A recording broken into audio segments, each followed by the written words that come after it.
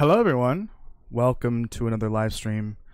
Give me like 1 minute to get music going and the game project open as well. But today we're going to be doing another game development live stream. Let me find that playlist from. There it is. Is it the Twitch? No, what were you doing? Weren't we doing the lo-fi stuff before? I think this is the same playlist. I have no idea. But we're gonna be doing more game development today. I'm gonna be continuing the item blueprint object. It's an interactive item that you're gonna be able to interact with in the game. Let me find a better song, I guess. All right. Sorry. Okay, I'm just trying to get that up and running. Yeah, we're just gonna be doing that, and then potentially getting into the inventory HUD side of things. Not necessarily like actually setting up the inventory, but like working on the item blueprint, which is already up and running. Just gotta, add more to it and set that up so that we can actually start working on the inventory later down the line. Okay, let me adjust the volume for this. All right, I think I'm ready to begin. Welcome. Let's get the webcam up. Let me set this to capture specifically. I can't remember if I can do this. No, I can't get it to capture. Oh, no, I can get it to capture Unreal. Okay, here we go.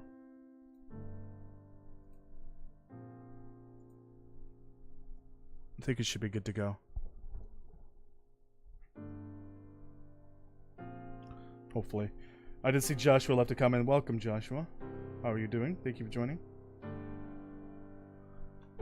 Is this capturing? Okay, cool. So there is some things that I want to share. Hold on, I'm trying to get this to not fall over. Okay. Some things that I want to share on the design doc side of things. First, I want to definitely get. I want to make sure I don't think I added anything to the design doc. It's the story stuff that I wanted to talk about a bit. So I do have a rough outline. I want to make sure I'm not showing this on screen because I don't want to show the full thing on screen. Because there's some key details I want to omit for now. I do have a rough outline of the story of the game, for the most part, including what I'm calling lore entries for the game. Like, basically, probably in multiple different places and ways. There's going to be just lore entries that pop up. That could be on a loading screen, or it can be random collectibles you can find in the game that are not related to the story, but more so related to the background story and the lore of the game. So I've got like 10 of those entries. I might read a few of the lore entries itself, but I want to get to the main story itself. And again, want to make sure I'm not showing this on screen because I don't want to show it. But let me go through just some of the key details for the story. So I wanted to kind of start the story off with the player being in some sort of debt for a specific reason. Since the setting of the game is going to be in Europe, I don't really know. It's just vaguely Europe because of the starting maps, the first few maps that I'm gonna be including into the game. It's gonna be Europe, so medical debt doesn't work, right? Like, I feel like that's almost exclusively an American thing, which is really fucking depressing to think about. Let me turn this down. So medical debt wasn't the solution to that. I decided I don't want to give the full details for what exactly happened, but something occurred and the player character caused some kind of incident that put them in a massive amount of debt. They took out a loan to pay that. And that's it. And now they have to find some way to pay off that debt. That's kind of like the starting crutch for why you're, it's like, you know, yeah, the reason why you're doing what you're doing in the game, why you're taking on this risky job. So part of the beginning, you will come into contact with someone that you knew in school, and they will introduce you to vessel hunting. So that's how you're going to be introduced to it. You're going to kind of, you know, get into contact with someone that you maybe once knew, an old friend. I'm not too sure the details on that yet, but it's someone that you knew from school, and they're going to introduce you to that. And that is how you're going to start vessel hunting. I'm trying to make sure I go through and not say things I don't want to say. So there's going to be weekly and monthly expenses. So that's going to be it's going to go towards like towards the debt system / expenses. You're going to have like your weekly groceries, your gas, you know, the gas that you're buying for your car. Those things are going to be, you know, automatic. It's just going to, you're not actually going to the store and buying groceries and stuff like that. You're just getting a random weekly expenses, essentially. I kind of want to go as far as to creating an economy kind of running in the background, and week by week it changes, and month by month as well. So your groceries might be really cheap 1 month, and then like 2 months later it could be really expensive. I kind of want to create an economy for that, so that it does fluctuate. So your weekly expenses will include things that you do need on a regular basis, on a daily basis, essentially. And then the monthly expenses are going to be things like utilities and your loan payment and stuff like that. Also, you do have a regular job, but I think what I'm going to do for that is it's just going to be like a static amount of pay for that random job. That is not something you're going to be doing in the game. That is a thing that you do in between the hunts. The only time you're playing is when you're doing the hunt, the vessel hunt, or if you're going to do the spiritual cleansing is what we decided. That's the term. So when you do the spiritual cleansing and the vessel hunting, and that's it. Outside of that, it just kind of skips to the next week. In between that time, you do other things, but it's all in the background. You're not actually doing anything. But I'm assuming the regular job, it's probably just going to be a better idea to make that like a static, you know, amount of money that goes towards your monthly earnings. Okay, let me get to the second point. There's 5 different story points here. The second one's more so like summarizing the overall story of the game. The spiritual plane exists and it flows freely through the world. This allows energies to, I kind of want to go as far as to say that they're measurable. Like in modern times, especially because the game is in modern times, you can create devices that can actually measure and detect the energy. And they can also accumulate, and you can use those technologies to track down vessels. But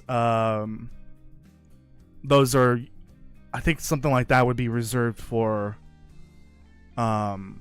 you know, like border crossing patrol, you know, the border, yeah, like say if you had to cross the border, you want to be able to detect for the vessels because they're illegal. You don't want them coming in or going out.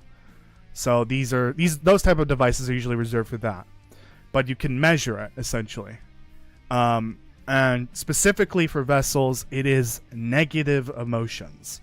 I'm kind of going for like a negative positive emotion thing. I don't really know anything about that sort of thing. I'm just making shit up at this point.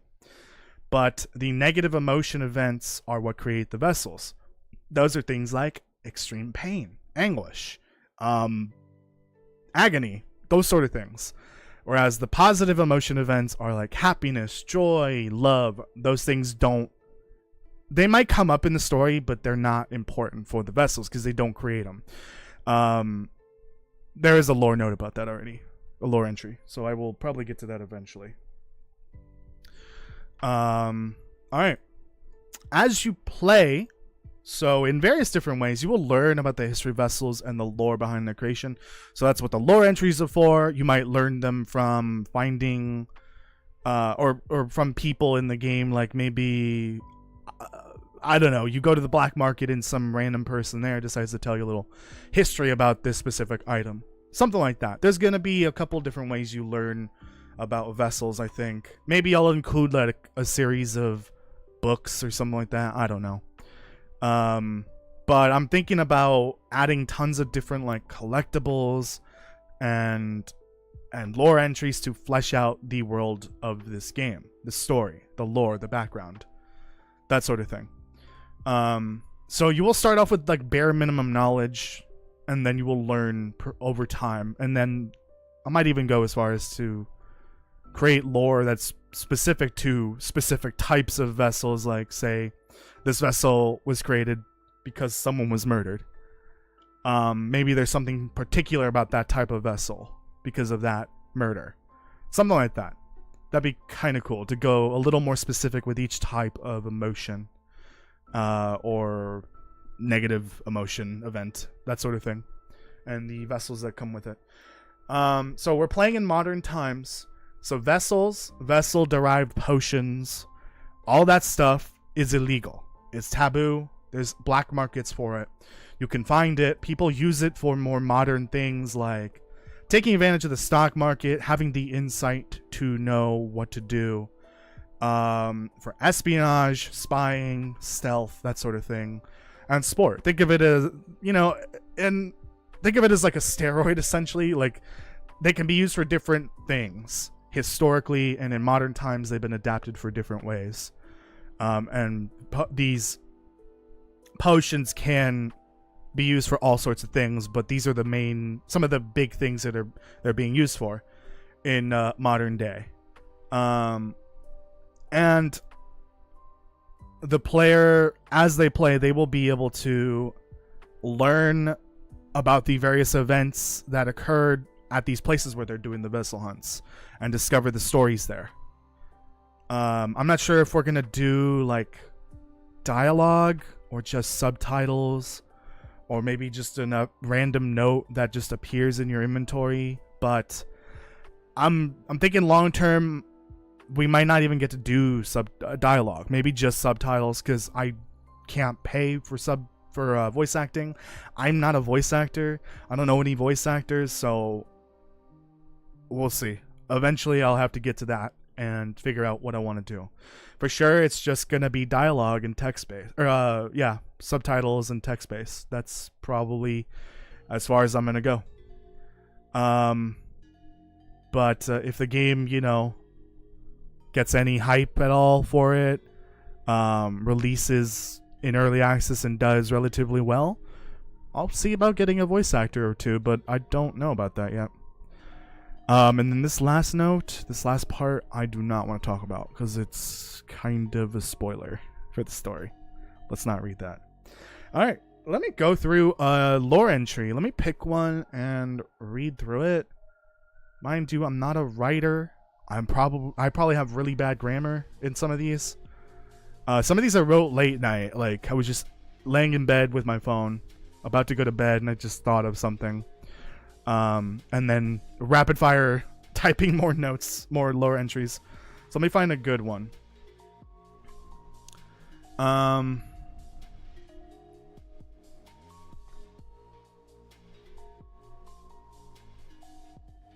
Okay, here's one. Is this the one? No, actually, never mind. Let me not read that one.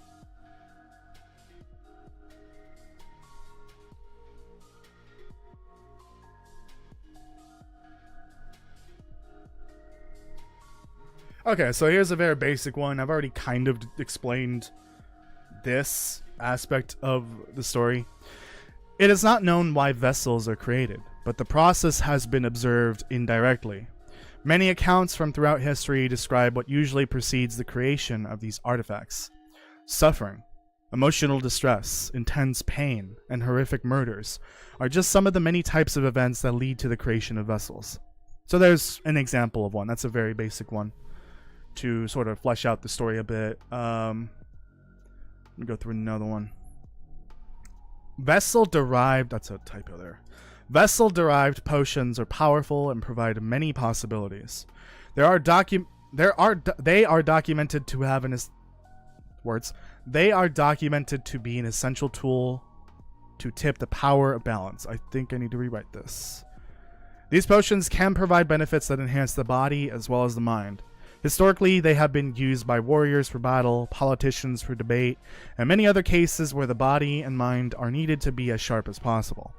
So that kind of explains there's many uses for the potions that you make from the vessels. And it changes throughout history because we're in modern days. We're not, barbarians basically pitting people against each other for sport. We're not, in the middle of massive wars, stuff like that. It's more modern now. I'm thinking of aiming maybe at like early 2000s, but I'm not too sure. We'll see. Let me read the one that was after. Again, another typo. Vessel-derived potions require special knowledge to brew. Not only is a vessel needed, but additional special ingredients are required. Spiritual energies can also influence flora, which creates entirely new species.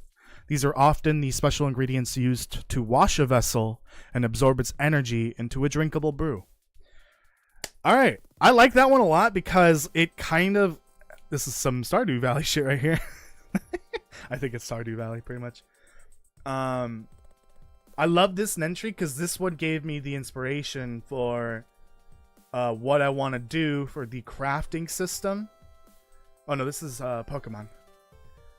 Yeah, it gave me some inspirations for the crafting system and the brewing system for the potions. So basically, wherever these energies are building up, any plants that are around are going to transform into new spiritually enhanced versions of them. So there's going to be very basic ones, and then more rare ones, and then some extremely rare ones.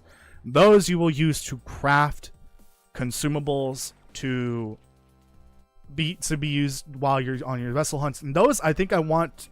Shit. Oh, hey, Small Bear, we're not doing those right now. We're not doing commands today, because it just gets annoying.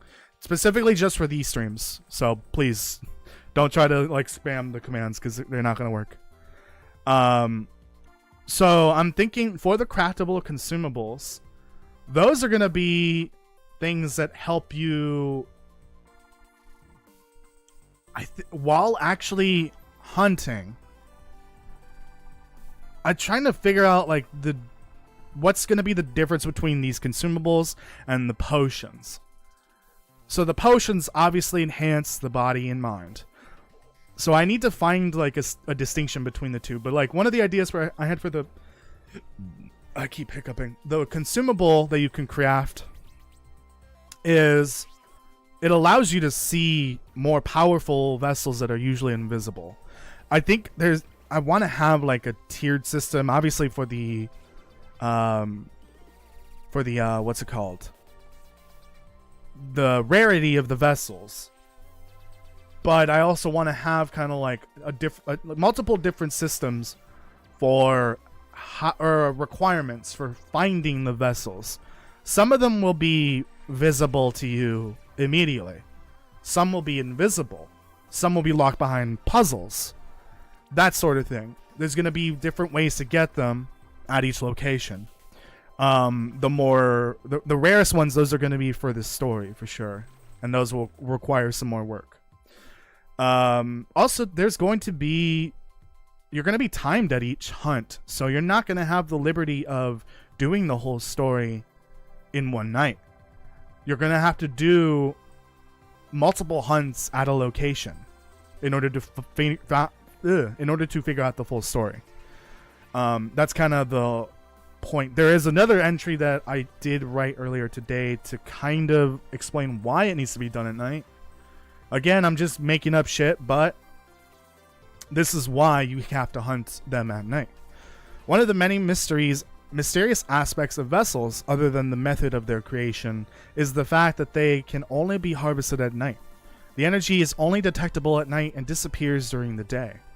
No one has been able to figure out why this is the case. Some speculate that the energy from the sun is responsible, but many vessels lie in the darkness, in abandoned places, even during the day. There may never be an explanation for this. So that right there, I'm just throwing it in there to explain why you need to do these hunts at night. Just to kind of explain the whole reason why it's a nightly thing. Also, it's illegal, so you want to kind of do it, you know, when there's not a lot of people around. I don't think I'm going to go as far as to add, like, a police system or the risk of being arrested or even a chance of being discovered. I don't think I want to go that far unless it seems like a good idea later down the line. We'll see. But right now, I don't think it's a good idea. Hello, Dark Migo. Welcome. Just found a channel. Dude, what's up? Thank you for joining. Make sure you leave a like. I appreciate it if you do. So yeah, I still need to work out the difference between the craftable consumables and the potions. Because you won't be able to make the potions yourself. You gotta buy them. But the craftable consumables are different because those don't require vessels.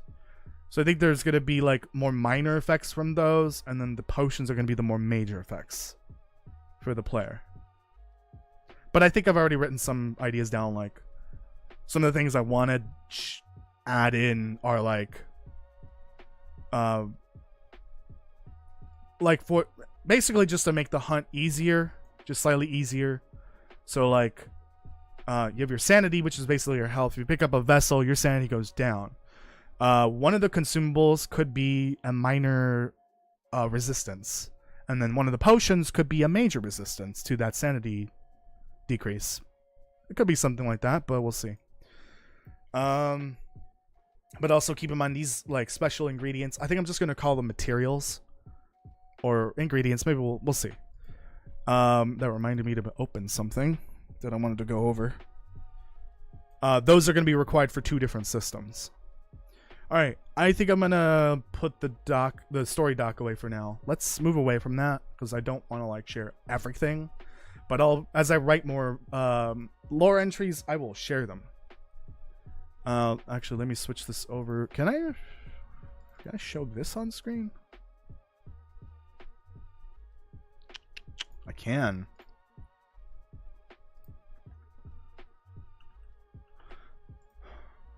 Let's see if this works.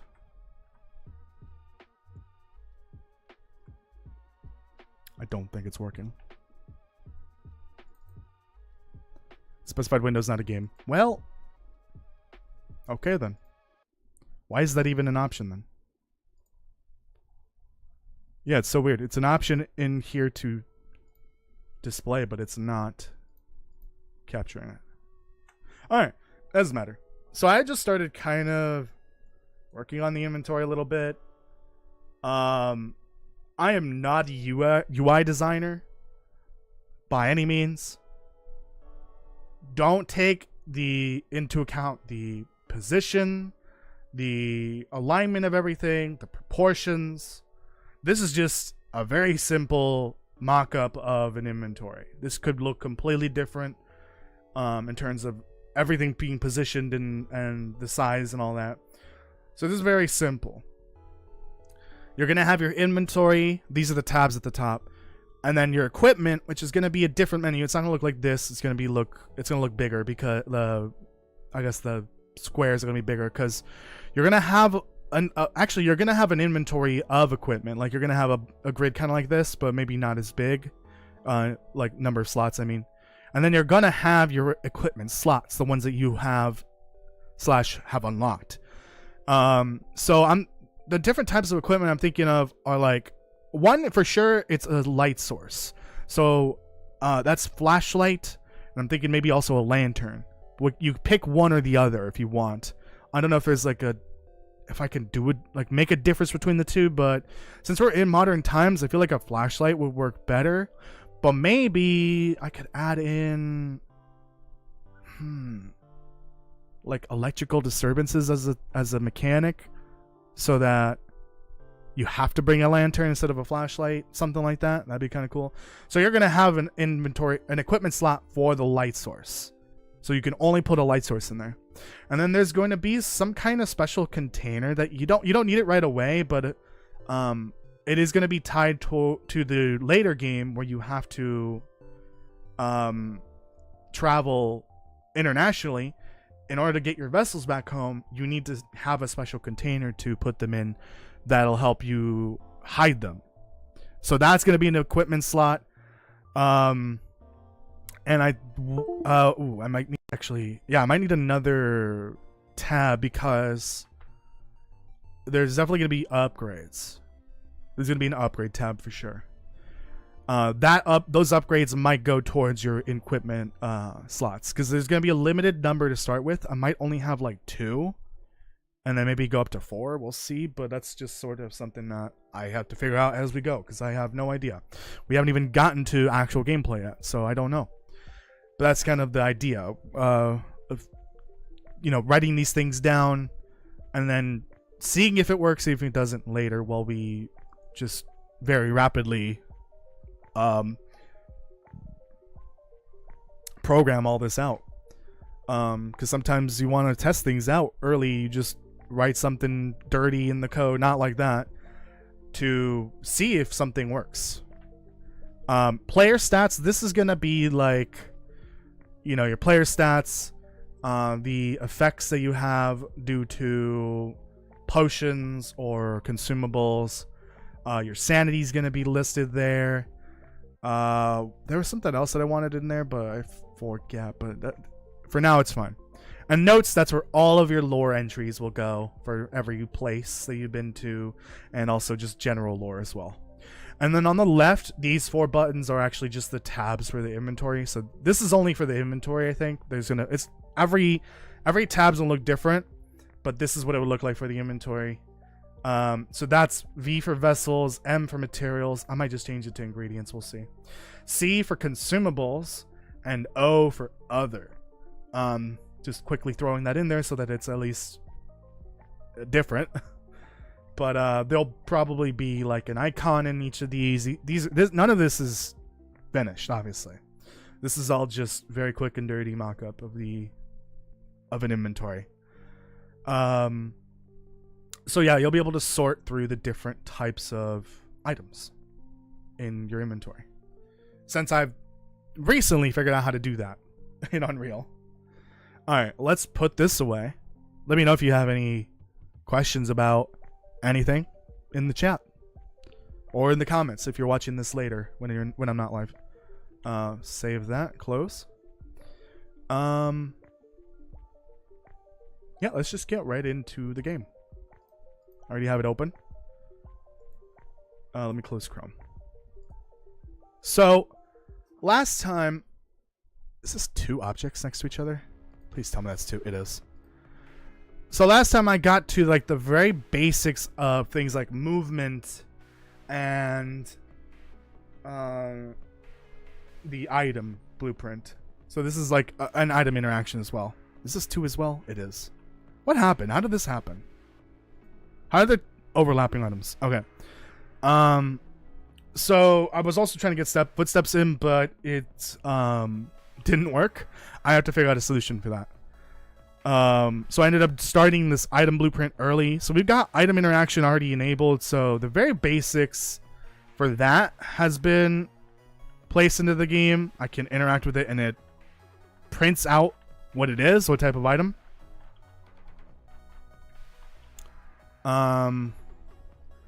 So we're gonna go ahead and update that. One thing that I want to do. Okay, get to.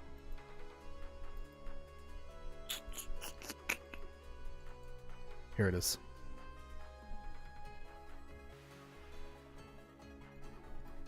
I'm just gonna make this bigger.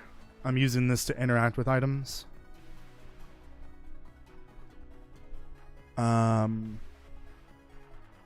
Just to make it easier so I don't have to like walk up right to it. Also, I'm gonna make it invisible because it looks pretty bad on screen. So I'm using that instead of like, say, a line trace or something like that. Okay. So now I want to do a couple changes here. So we're going to go into the enumeration.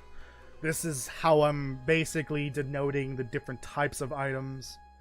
So there's one item blueprint. I don't think I'm going to do more than one, because there's several different ways I could do it. I could make the parent, which allows me to do the very basic, the very basics of what every item should do. So it should be interactable. You can pick it up and add it to your inventory, and that's it. And then after that, I can make a child by right-clicking and create child blueprint. I don't think I want to do that. I think I'd rather just use an enumeration and basically add that to the item. So every one of these items has that enumeration here, open and visible. You select what it is. This denotes what it does. And so since that is set on runtime, on begin play, each item, say event begin play, each item will just go ahead and do what it's supposed to do based on that enumeration, instead of me creating a bunch of different child blueprints. There you go. I think one of these is blank, but that's fine.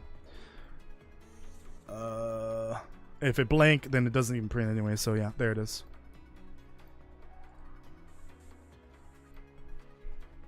Okay. Yeah, there you go.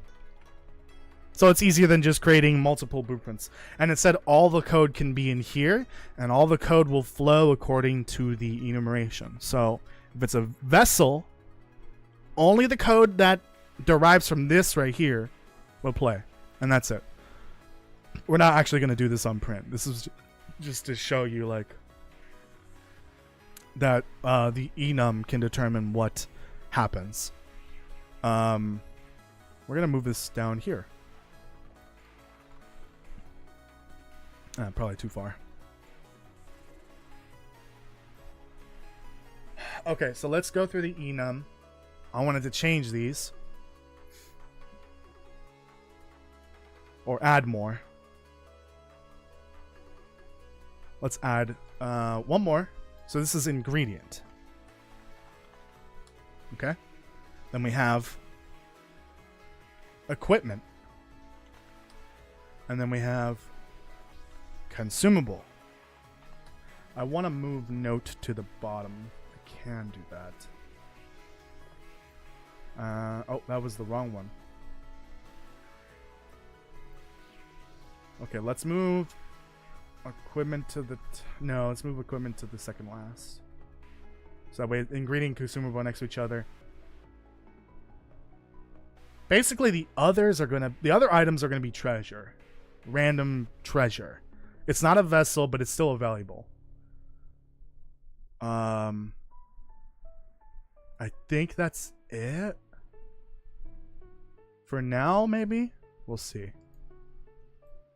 Yes, and it did rearrange it for me. Okay, good.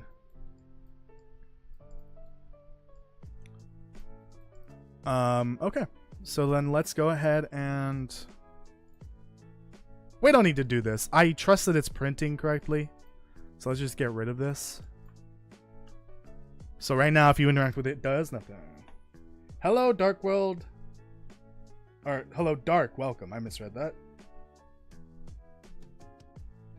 I hope everyone's doing well. Please, everyone, leave a like on the live stream. It'd be greatly appreciated.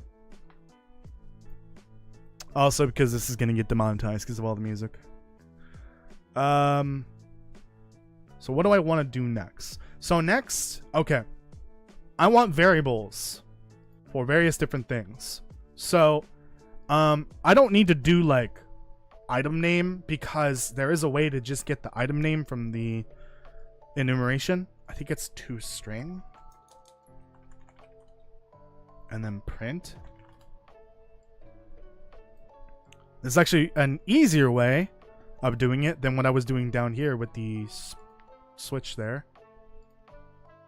There you go. Treasure, consumable. Okay, it was on screen for very long, but you get the idea. So I don't need to make a separate variable that is the name of the item. Or the name of the type of item. I do want item name. That is separate. So I want item type and item name to be separate, but we don't need another variable for item type because that's just the enumeration. Title, no, name. So this, say if this is a vessel, it'll have a specific name to it. I will figure that out eventually. Why does it say false? Are you on drugs? Oh, it just put false there. Weird, because I guess it defaults to Boolean at first. Wait, if I make this a Boolean again, I make it true. Compile. Make it a name again. Oh, now it's none. Interesting bug. I'm assuming that's a bug. Okay, we're gonna leave that blank. Value. It has a value. So there's two different ways of doing this. Integer or float. What's the currency of this game? I should probably pick a location. Like a specific location. I think picking an EU country would be good. Because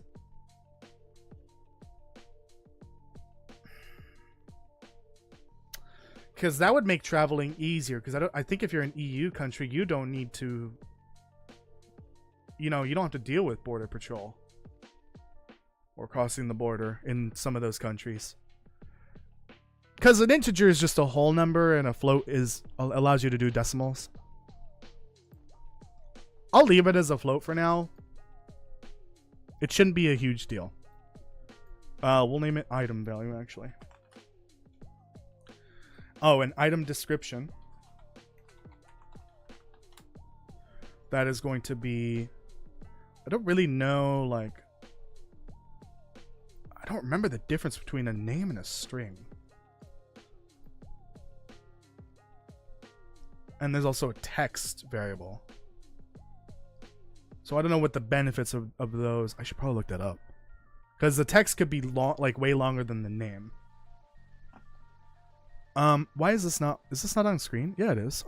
Oh, my phone needs to catch up. What the fuck? Okay, that was weird. Wait. Why is it dark again? What is happening?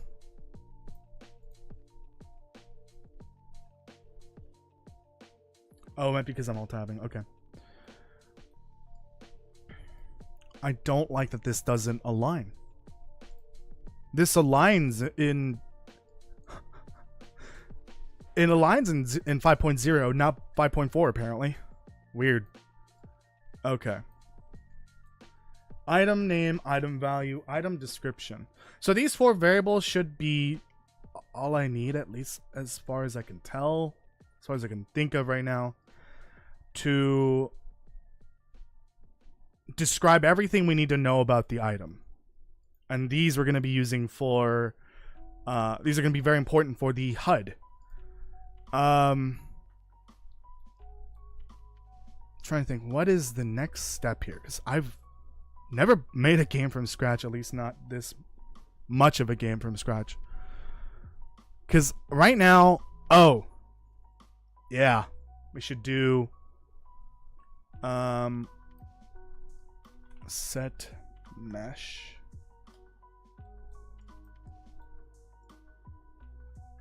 Item mesh. There we go. So we need that. We need a texture item icon. So this is going to be a problem because now not only do I need to eventually get item assets into the game, I also need to get pictures of those for the icons. So I need a texture 2D.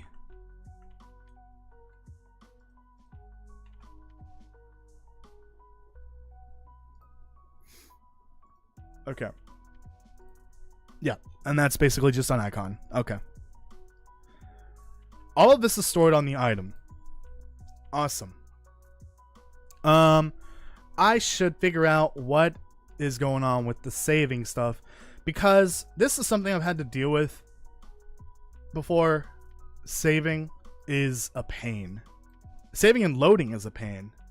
How is the game saving and loading right now by default, if it even is doing that? Let me go into project settings. This should tell me.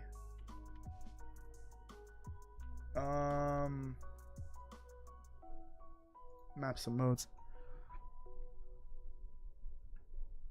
First person game mode. Oh. Okay, I'm noticing an interesting bug with Unreal 5.4. My monitor just completely turned off and then turned back on. I hope the stream didn't end.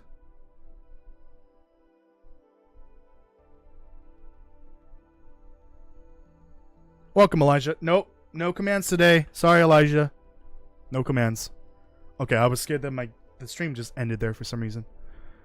Okay, so we have some information here about the game project. This is a default Unreal Engine project. So that's our HUD class. So that is just a default. I can't find it because it's just a default C++ HUD class, I think. Because if I type in HUD here,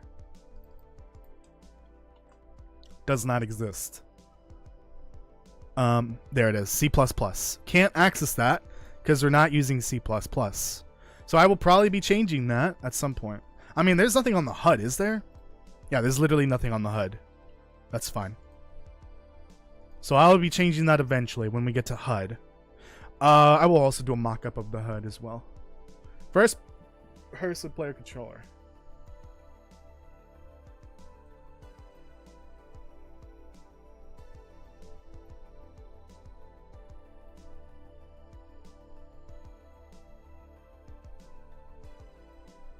Ah, okay. So I'm relatively new to this version of the engine. In a previous update, they changed how game controls work. I had to figure this out live last time, how to add a new type of control, because they made it much more complicated. So there's a mapping context, which is what I had to edit. I had to add in my entirely own brand new controller here, right here. In fact, I should eventually I want to do controller input as well as keyboard mouse. Right now I'm just going to focus on keyboard and mouse. I will worry about that if I ever get to the point where I can install this for early access. Then I'll do controller support. So let's see. There is nothing in here about any saving. I want to make sure it doesn't already exist. So that also did nothing. That's a C++ file. That's a C++ file. That's a C++ file. Okay. So what I'm going to do is, since this is not C++, I want to use this game controller. Just use the default to set this up. So right now there is nothing controlling saving and loading. So I'm going to make my own saving. So it is a pain in the ass. It is so annoying to set this up. Where is it? I think it's just a blueprint. Save game? Yeah.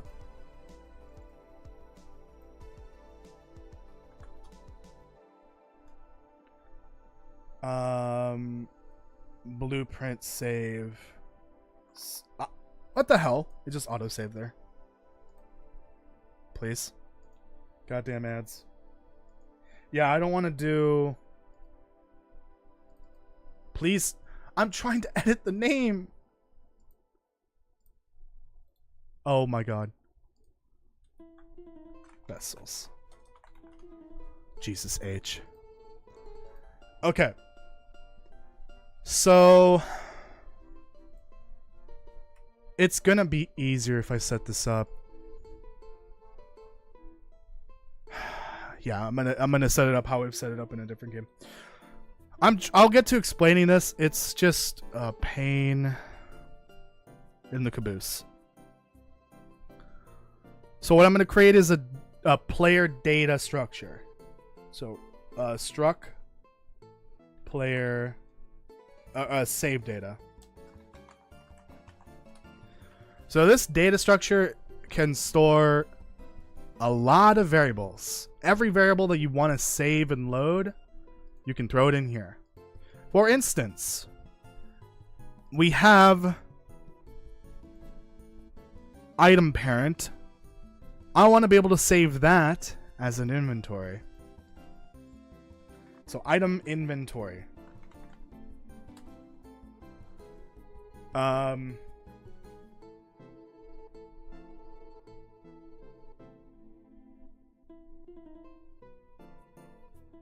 And that's just gonna be...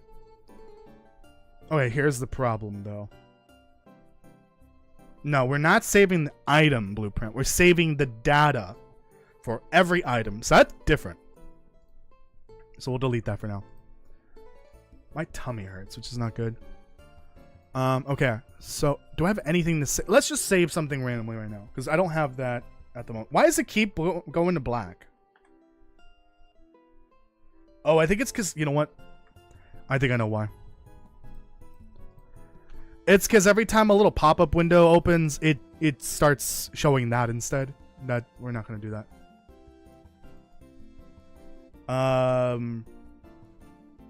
I can't focus right now because my stomach is killing me. We're just going to create a random item. Or a random variable.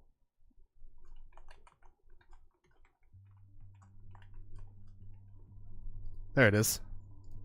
So now we're saving that. So this data structure, you can store all of your variables that you want to store, save and load. And then you can save that on your save game. So now you have save game. Nope, save data. There it is. So on the save game, you have a variable that is just your save data. Save data. There you go. And right here, you can see the variable I saved. Did you leave a like yet? The box is unticked. I'm kidding. So there's still another step to this, because this is actually I don't know if they've made a change to this at all, because this is a new engine, a new version. Save instance. Oh, no. Game instance. It still exists. Okay. Just in case it somehow doesn't.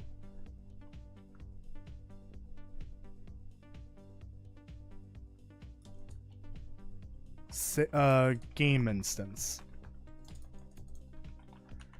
So, I don't know the exact difference between these, because they're both very helpful for saving and loading. But my understanding is that game instance runs constantly.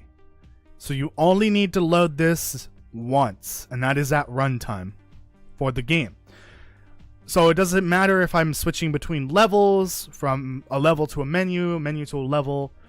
The game instance is always running, and I don't need to like reload everything. It'll constantly have that information.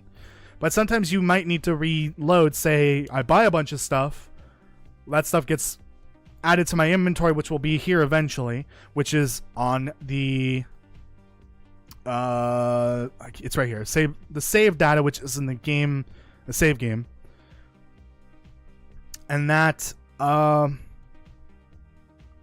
so the main difference is this does not run constantly. I don't know if I need both technically. Oh, and also a big difference is you can't, I don't think you can program here, right? Thought you couldn't.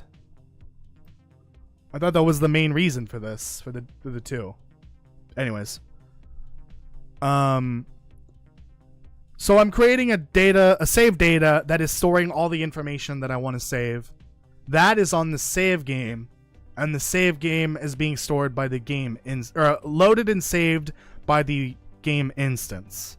This will constantly run all the time, no matter how many levels I open or load and unload. It doesn't matter. It'll constantly be running with the data. So here, I should have looked at this in the other game that I've been working on, because I have not done this in like a year. Cast to BPS. I think it's casting.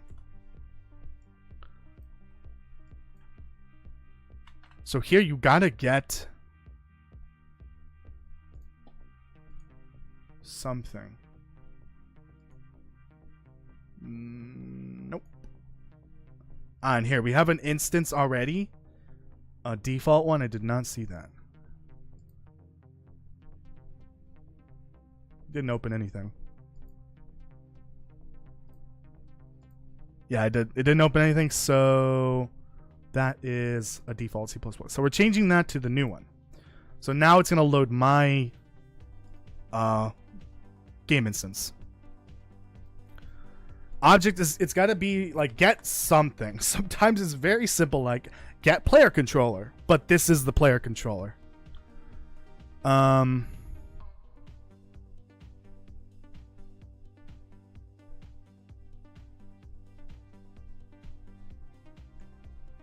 Get, oh, game instance. Okay, perfect. That's not a game instance. Fuck me. Cast to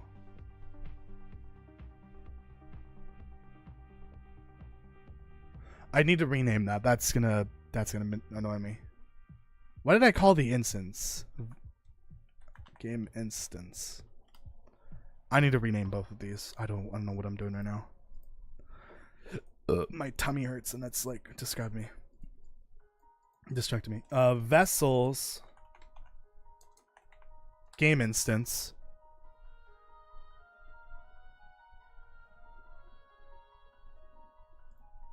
Oh, it's probably because of that. Okay, we're good.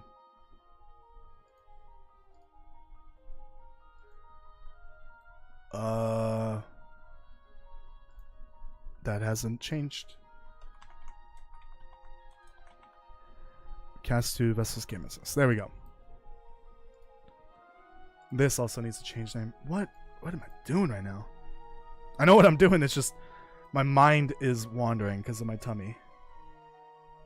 Vessels save game. Same here. It's better to be consistent. Vessels save data. This is just needlessly complicated.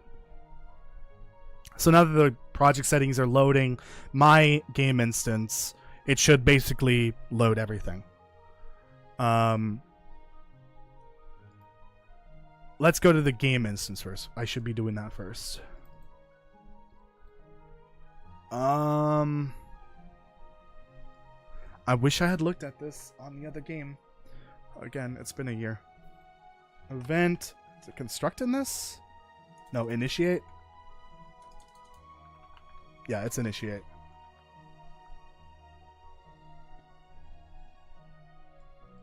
Is it?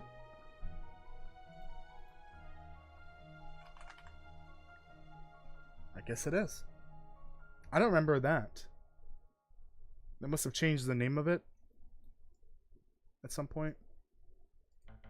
I hope this is correct. I just want to load. I just want to make sure this save system is even running. So the instance is gonna start on runtime, and we're gonna cast to save game. Vessels save game. Get save. Nope. So we don't have save. Get save game.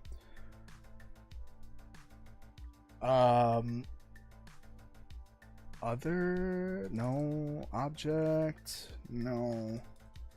I have to figure out what it is. I mean, they're all here, but like, I don't think it's game controller.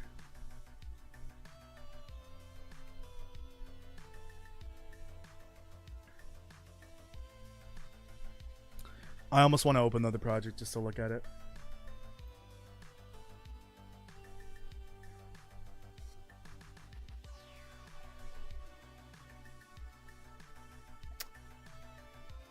I feel like I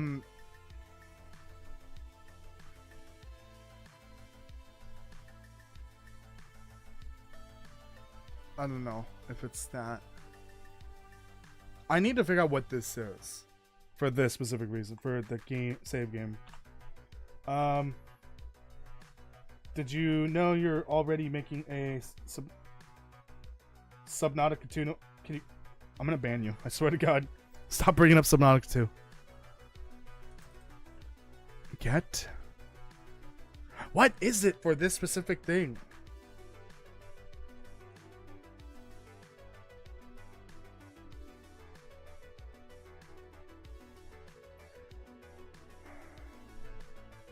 It's not get after of class, unfortunately. That'd be too simple.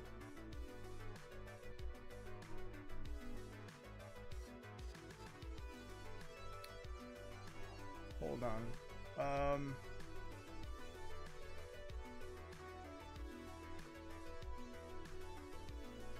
Cheat class? What the hell is that?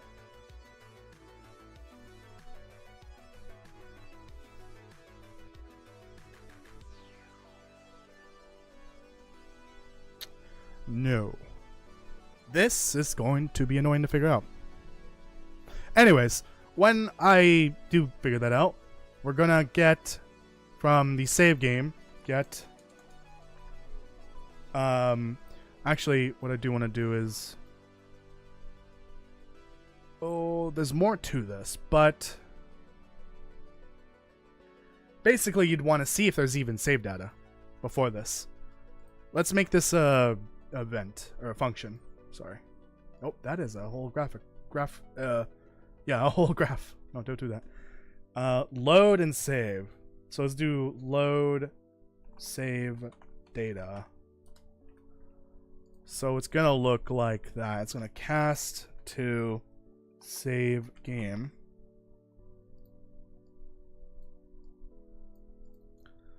Get save data.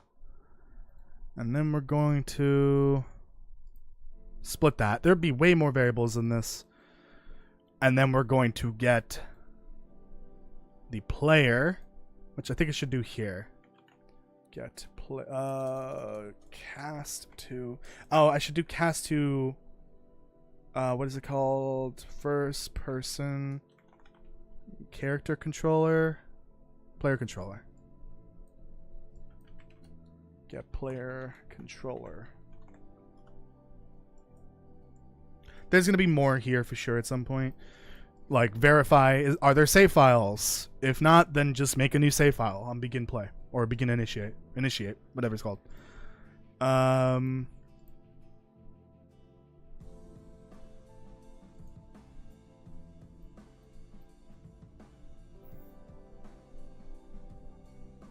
Okay.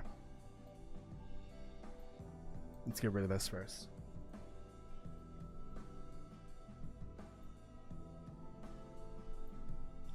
I want to move this over as well as this.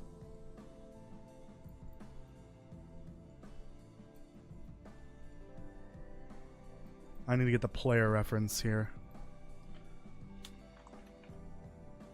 Cast to first person. I really should name this something else.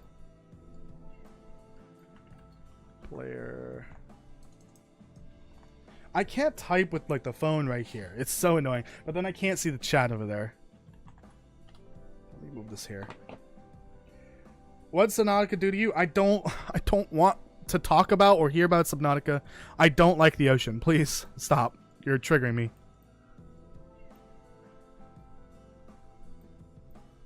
There we go. And then I need to move this more. Move! Stupid code. I didn't make you. But I'll unmake you. We're gonna... First is valid. Does the player even exist? And if so, We're gonna make a variable reference. Player ref. This is very important. That way we can keep track of the player and get a reference to it and use any code from the player. If it's not valid, what I like to do, theoretically, this is an infinite loop, but as long as your game is working properly, this shouldn't loop infinitely. But if the cast fails to find the player, which means the player hasn't loaded, or for some reason this is not correct, it'll be invalid, it'll delay, and try again. It'll keep doing that and keep looping until eventually you get a valid. Theoretically, this would be an infinite loop, but if everything is functioning properly, this shouldn't loop for a very long time. This way I can get around just delaying everything a little bit at a time, and then as you develop more of the game, and the game becomes more bogged down, and the speed starts to slow down for everything loading, you don't have to have a massive delay in front of everything.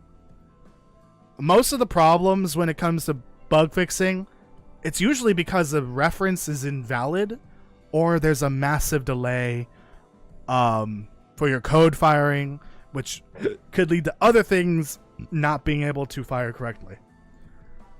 So this is the solution I found being the most effective without having a massive delay that you have to constantly increase as you add more and more to your code, and then everything slows down.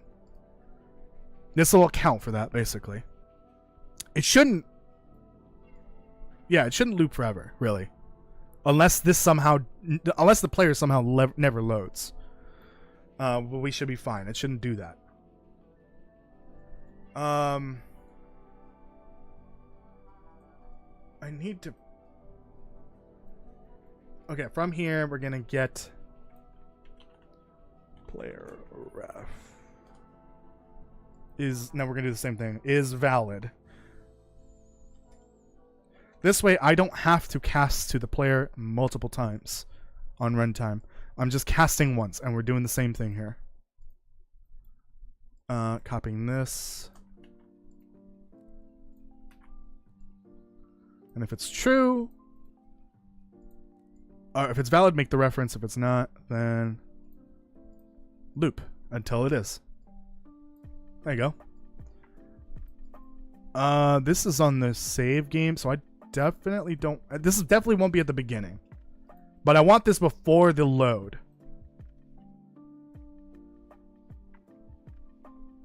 Okay. And then after that, it would be... Oh, no, yeah, this would be at the beginning. Because after this, after I have my player reference, then I'm going to ask the question, is there a save file available? True, then load the save file. False, make a save file. That sort of thing. But we don't have that code yet, so we're just going to load save file for now.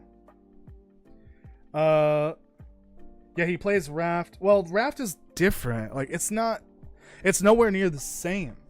You know, we're not scraping the bottom of the ocean and fighting giant sea creatures. I'm not doing that in Raft. Although eventually we'll have to do that at some point, but I know what it is. It's not that bad. Also, Resident Evil is nothing compared to Raft. Or not Raft, Subnautica. You're comparing apples to grapes. And oranges. Okay. There's an issue. Yeah. Object. Can it just be get object? No, of course not. It's not a pawn, is it? Nope, it says player. Get thing. It's not. What is it? It's not a save game because that's not a thing. No, because that just gives me save data. Oh.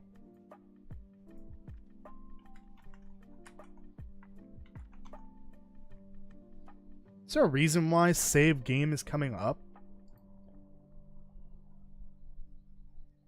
This is the game instance. Oh, that's probably because I'm pulling off of save game. Maybe. I'm going to lose my mind if I can't figure this out. It's none of these things. I don't think it's this. Will this work? That's not gonna work.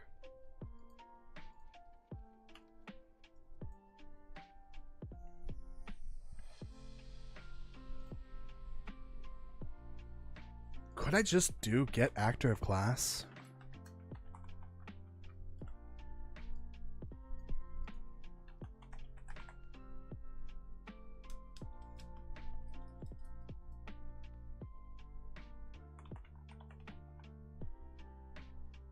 Why is this not working? Right, this isn't an actor. That makes sense.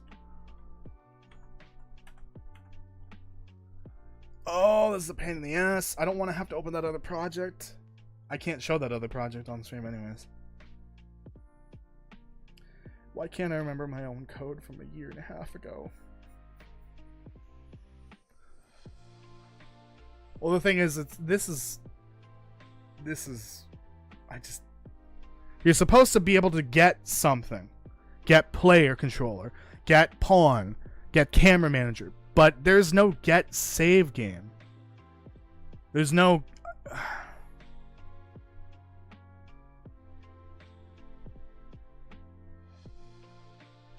I can't do anything until I figure that out. Also, I think this is supposed to be off. Right?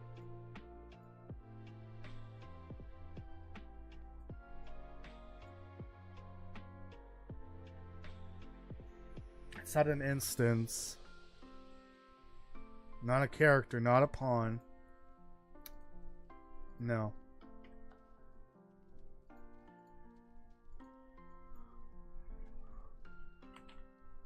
I might have to look this up. This is fucking annoying. Hold on one sec. Whoops.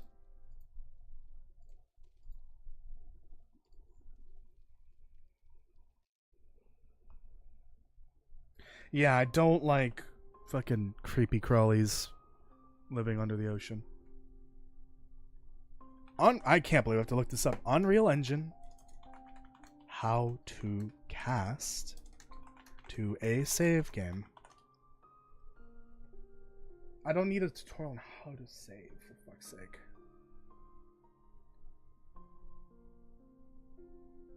Well, there's a video for how to cast in Unreal 5. I know what a cast is, just... How do you cast... Okay, it's cast to save game.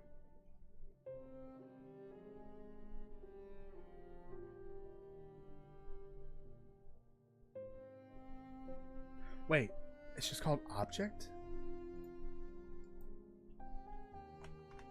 No, that's the name of the variable. There's object.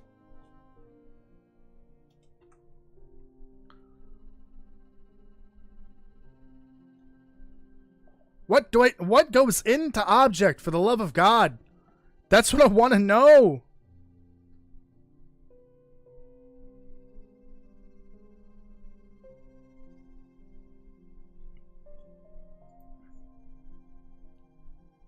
Thanks, Epic. Super helpful.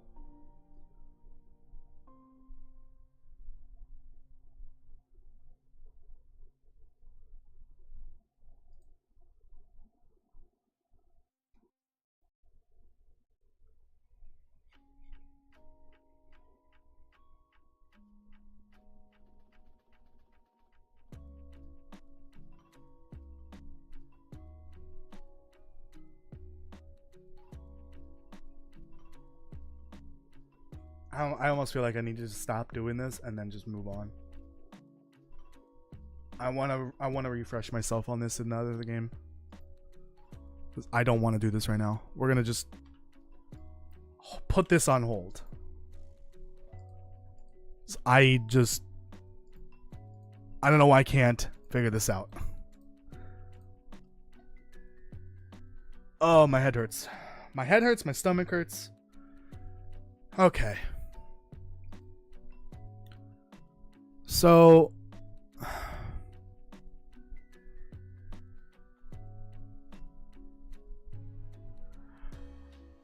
the next thing I had in mind, what I wanted to do is start working on the inventory, but not, you know, actually programming a lot. Besides, it just being able to add items, and that's it, to what is essentially going to act as the inventory. So I need to think of how that's gonna work, because we have our item blueprint, we have all the variables there in the bottom left. All that needs to get stored into something.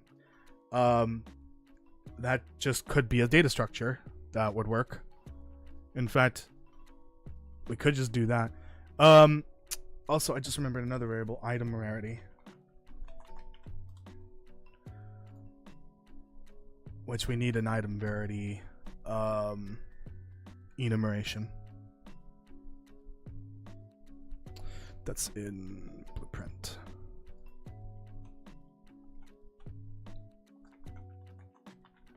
Really, that's only going to apply to things like the vessels and the consumables and potions and ingredients. Item rarity. Item type, item rarity. Oh, I should probably put entries into that, idiot. Oh, and this is in the wrong folder.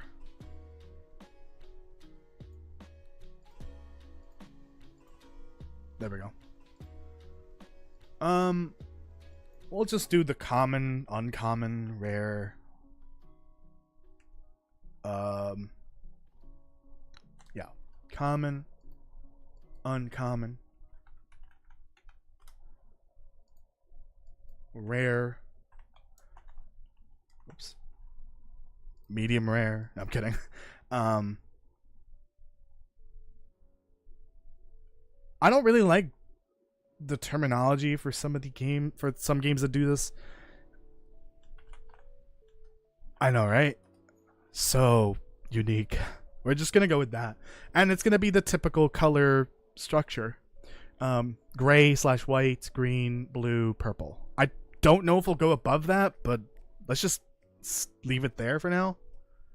I don't even think we'll need to go above blue, but we'll see. Yeah, a lot of these are just going to be default uncommon. In fact, it should compile. Uncommon. Okay. Or common. Alright, so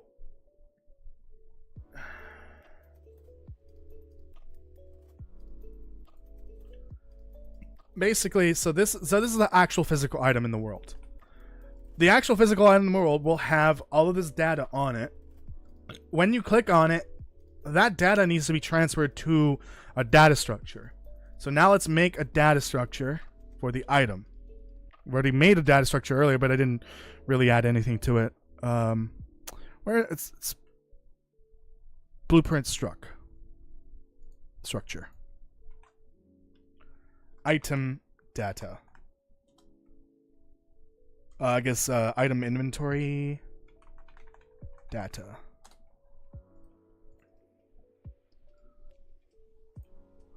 So this is gonna be the same. Basically, it's gonna mirror this. Oh yeah, let me switch this because otherwise you won't be able to see it.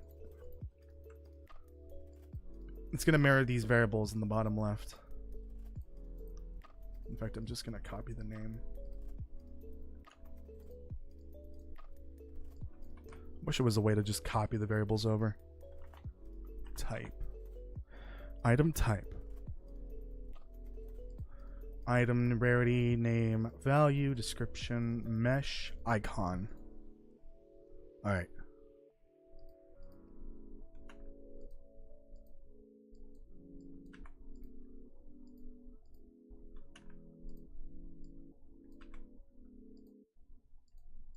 Nope, I didn't even copy it. What am I doing?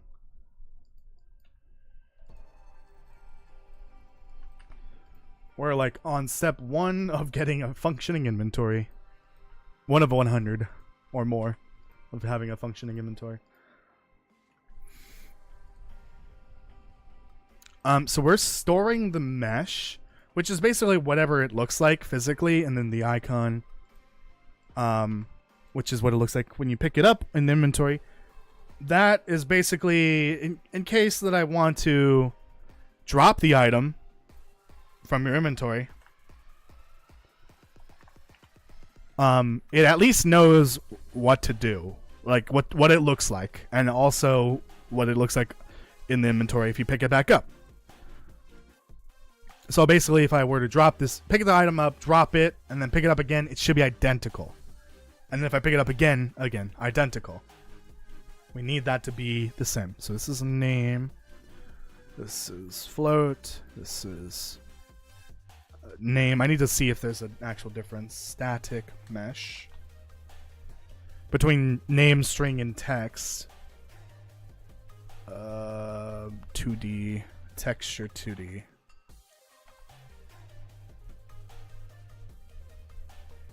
All right.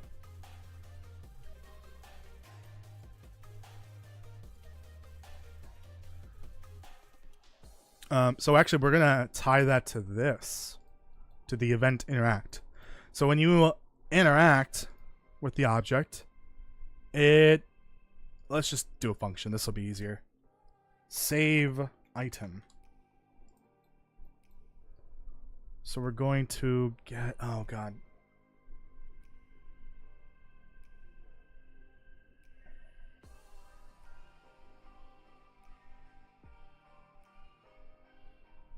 Yeah, okay. When you interact with an object, the object needs the player reference. So we need a player reference input.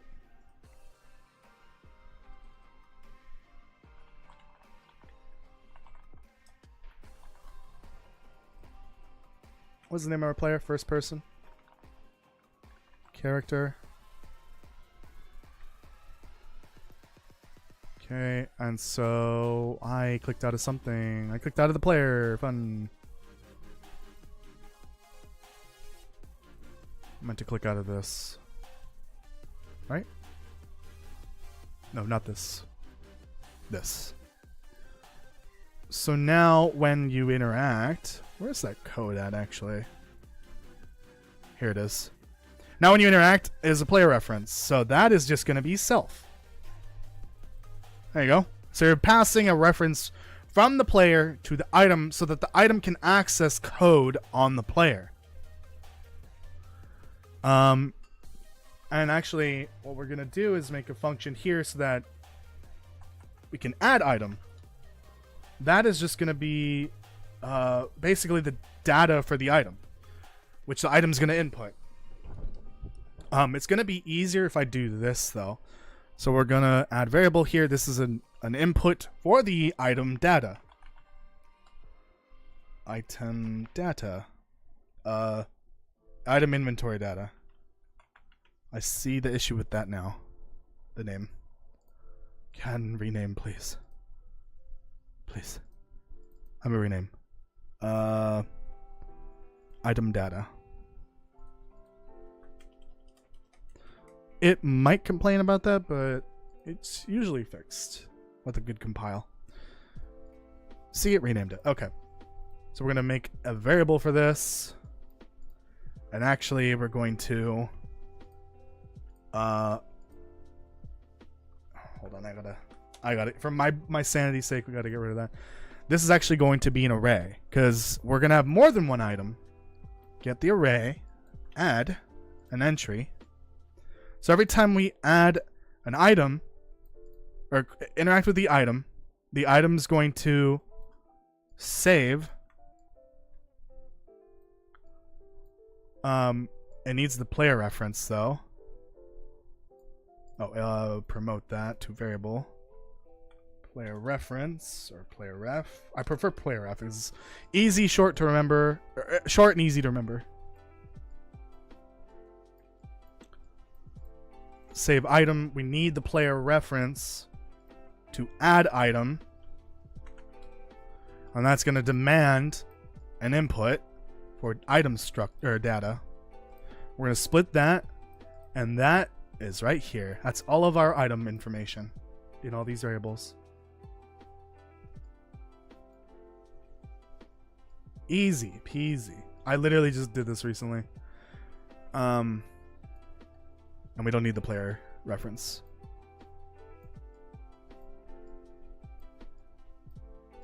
All of that plugs in beautifully. Just gonna line all that up. Save that. So now if I clicked on the item, it would add it to this function, to the variable. So now we could save the items onto the player. Later, when I refresh myself on this save system, I will figure out how to do all the other stuff for saving and loading. Because it took me a while to figure that out in another game. We can close that. We can close this.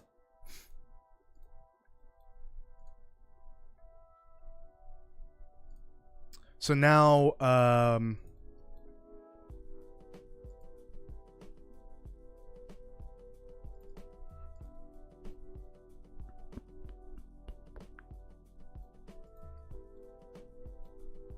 yeah, that's fine. And then we're going to delete the item. Destroy. We should add a minor delay, very minor. Actually, what I could do is immediately, as soon as you save the item, it disappears physically, visibly, not physically. Actually, even better. Get self. Set visibility. Ah, okay, just the mesh then. So then I don't need that, just the mesh. Set the visibility to invisible. And we're also going to set collision. We don't want the item to be interactable again. We don't want the player to quickly spam interact a bunch of times and get multiple interactions with it. So no collision.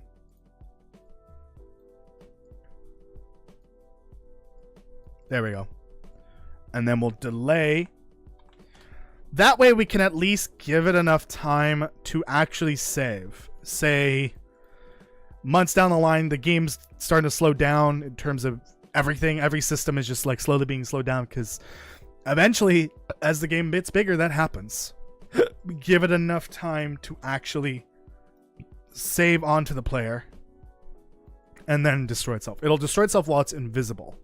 There we go. We basically future-proof the item there for all future items. So it's no longer visible and interactable afterwards. All right. So I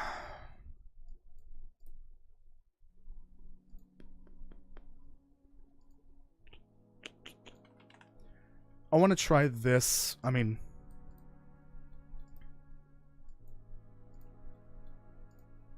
oh, index of newly added item. Oh, perfect. Okay, so we can do that. So this will get me the data that I just got from the item, and we're gonna print it all. Print. I'm gonna print all the information, so that way we can see the item get added into the inventory. All right, toString. It's like very particular how this works. toString, and then it'll work. Because if you do straight into the string, it does. Oh, actually, it does it by itself. Okay, well, I guess Unreal Engine 5.0 was a mistake. That version of the engine is god awful. Same here, I guess. I want to change the colors to these, obviously. Otherwise, they'll all look the same. Name. So technically, it's not going to have a name right now, but I can set that here shortly. Oh yeah, these all need to be. They don't need to be open, but I'm just going to make them open now. So basically, all I'm doing is make it so that the variable is visible when I place the item down in the world. I don't need that. Eventually, I won't need that, but this will be a good way to test this out. I don't need to do that for the variable. Or the reference, I mean. Okay, this one. Purple? Purple.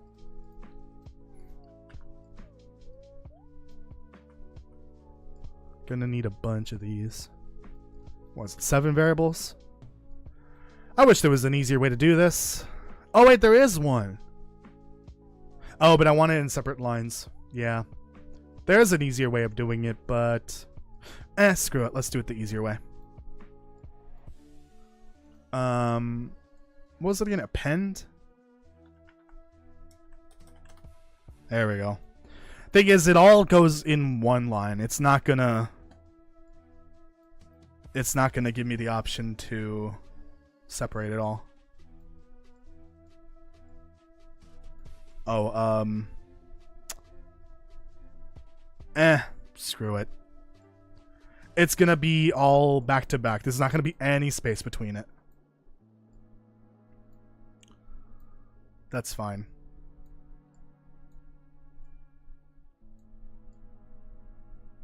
I guess that'll just turn it into a display name. Yep. It's not gonna actually show what mesh it is, what icon it is. We'll make it dark blue. 10 seconds, that should be enough. Alright.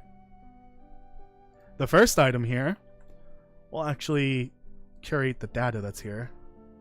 So this is a vessel. It's a rare vessel of poop. That's all I could think of. And it's got a value of 1. Description. This is poop. I wish I had a turd icon. Hold on. Poop? Nope, nothing came up. Darn. We'll just pick something that I'll remember. Demo box mesh. And then a random icon. Bad blueprint sprite. That's a scary sight to see. Let me see some comments here. Okay. Please don't tell me stories about spiders. Please. Please don't. Alright, you're in timeout now. Oh shit, I broke the stream on my phone.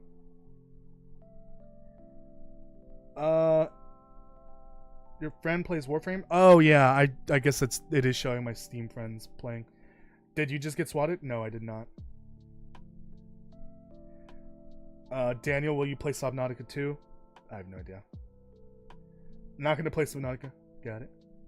I'm gonna have to burn the word Subnautica. Or ban. Yeah. No. No, I didn't get swatted, Daniel. Not again, not like last night. Alright, awesome. So if we go in and I interact with it, boop, it's gone. And it prints everything out.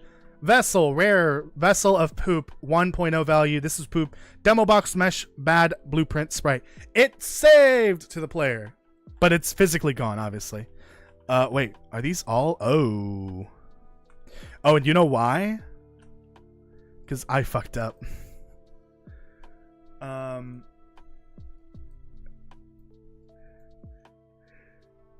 Well, I don't imagine these items are going to be massive to the point where you need collisions to make it not phase through the player. I don't think they're going to be in a position either for that. So we'll leave it as is. I need to go to the bathroom, so I will be right back.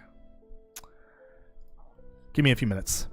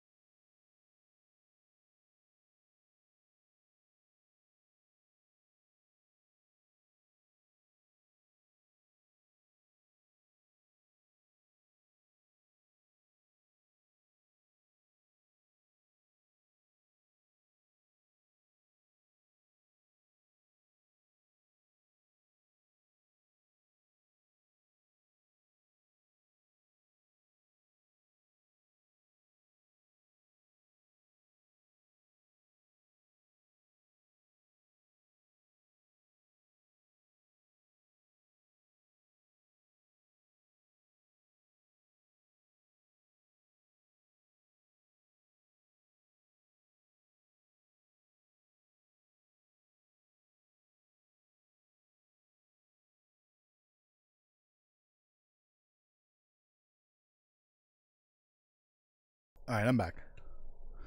Are there any games you're doing with your indie group? Yes. You can go to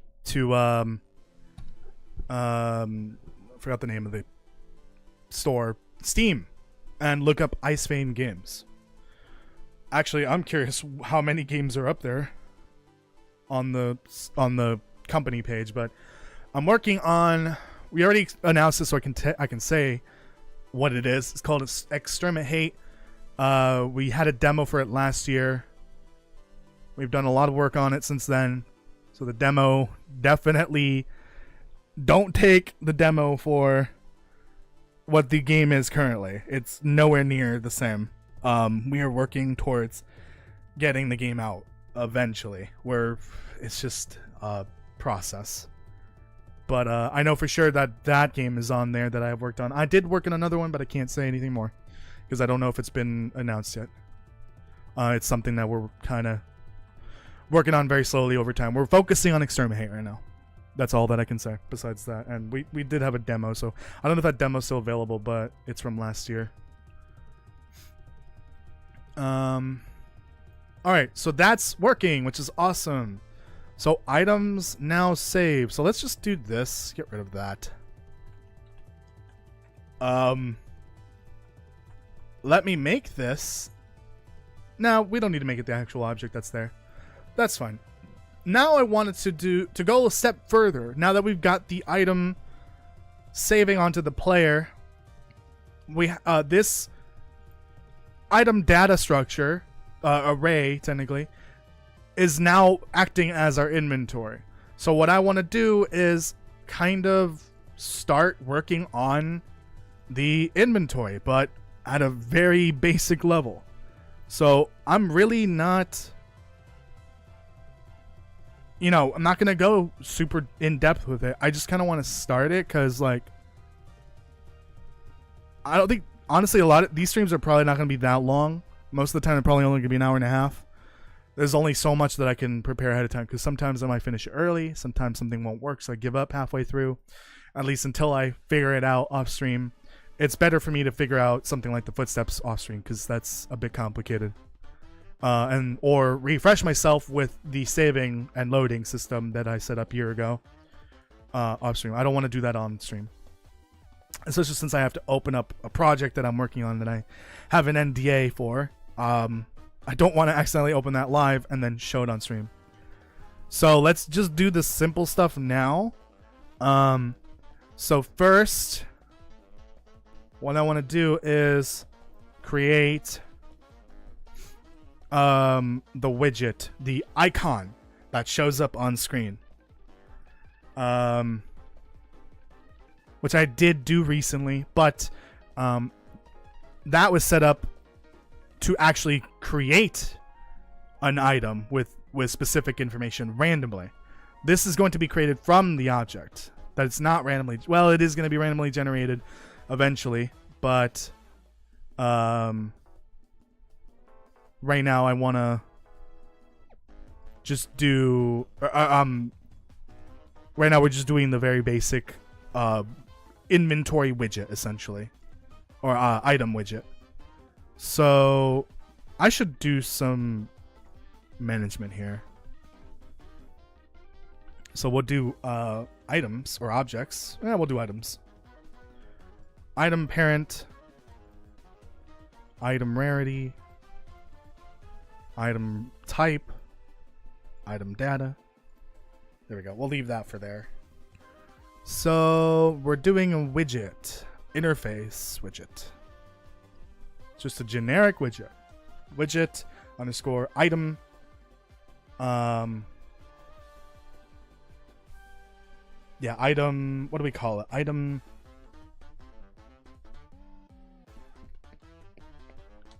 Inventory item. So this is not only going to just show you what the item looks like, it's also going to act as a button that I will eventually add to a widget for an inventory. An inventory menu, basically. So I need canvas. And then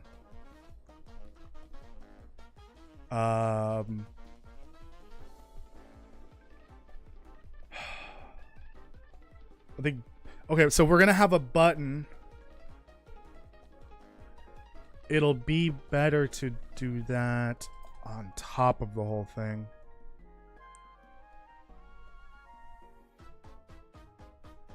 Yeah, so we'll do border.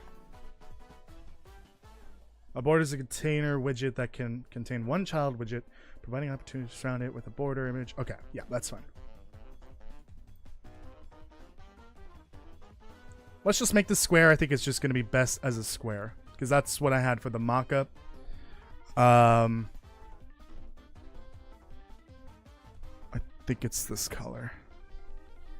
Yeah.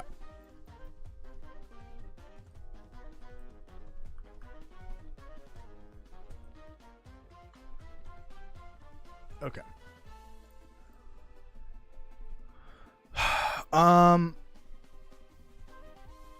Custom. I'm trying to make sure that this is like desired on screen. There it is. And we're going to anchor this to the middle. Okay. And then in this, we're going to have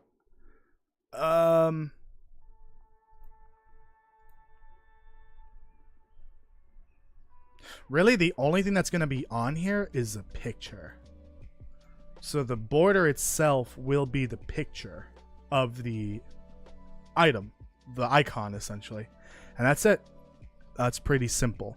I will need that to be open. In fact, I don't even need a border in that case. But I will need a button, though. But the button's not going to be useful until item background or icon. This is only going to be usable when you're in the inventory. And also, it's going to be invisible. Not invisible. We want it to be visible because this actually controls if you can click on it. Want it to be opaque.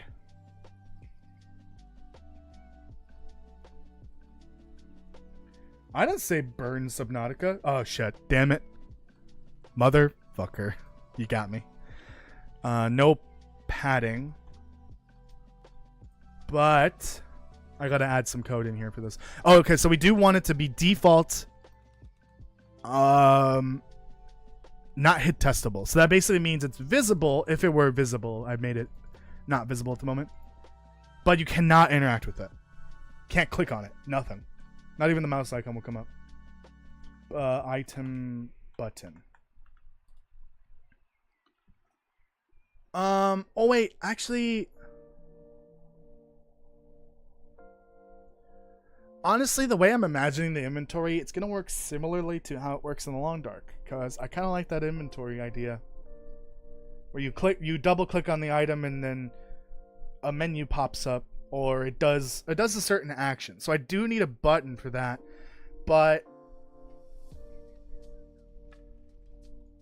I definitely don't want it to be on a single click in case you don't want to do what it does. So if you if you single clicked on a consumable by accident, that would consume it.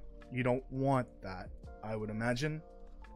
Or I can go the route, if you right click the item, a menu comes up, or left click on the item and then a menu comes up. I could do the menu idea, where if you left click it, a menu comes up and it gives you all the different options for that item. So for that reason, I would need a button, because you need to be able to click on something that can then fire code after you click it, which is what the button will do. So yes, button is there for that reason. Then it's not hit testable. So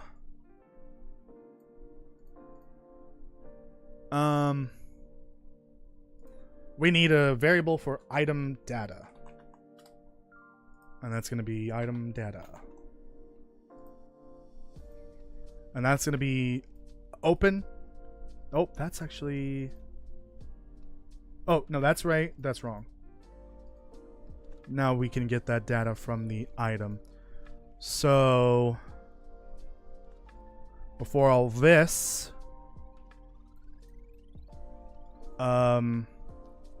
create widget. And the widget is item, inventory item.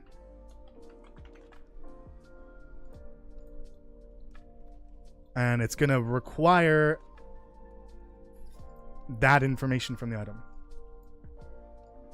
It's going to go into that data structure.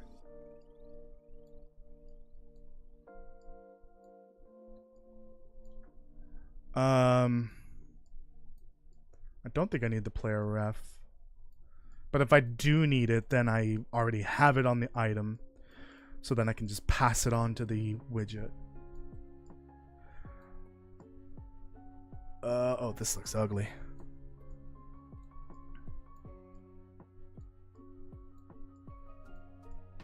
There we go. And then we're going to add to viewport.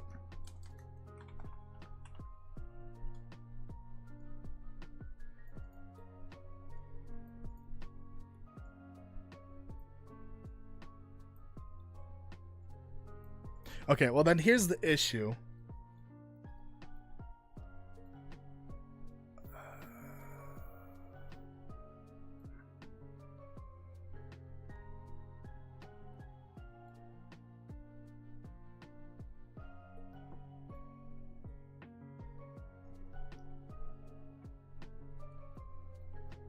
This is going to be an issue because I'm creating a widget from the item, but the item's going to be destroyed. Once that item is destroyed, there's no way to get rid of this. So I think this would be better if it were on the HUD.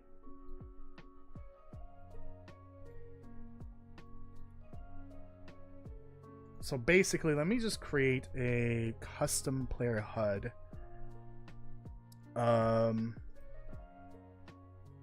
Is that a class? It should be a class. Heads up display? That's not even a fucking... Come on, what is it? I guess it's just gonna be a generic widget then. Player HUD. And that's it for now. So instead of creating it here, we're gonna get a player HUD reference, and then from there we're gonna call a function that's going to create the widget.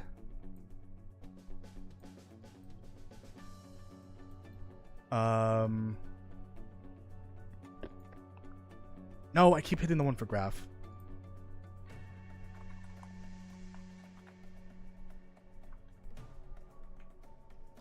Create item icon. And that's going to require... Goddamn. Save data.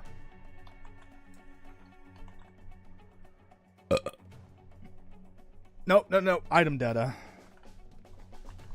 That's the wrong data structure. And then we're going to promote that. So variable.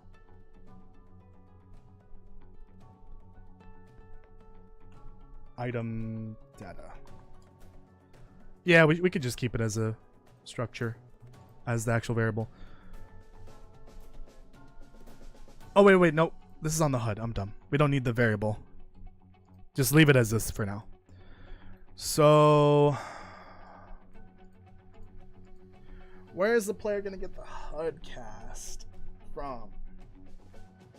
I think that might be a good idea to do on the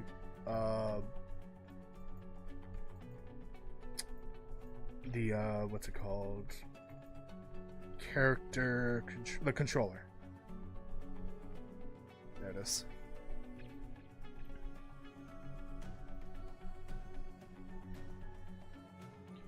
Oh, you keep trying to do commands and it's not gonna work, buddy. I'm not putting the commands on for the stream for these streams.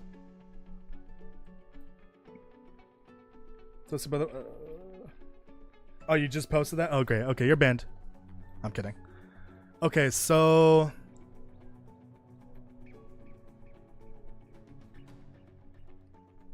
Yeah, we can just throw it in here. Cast to player HUD. But also, I need to... Do I even need to do that? Can I get HUD?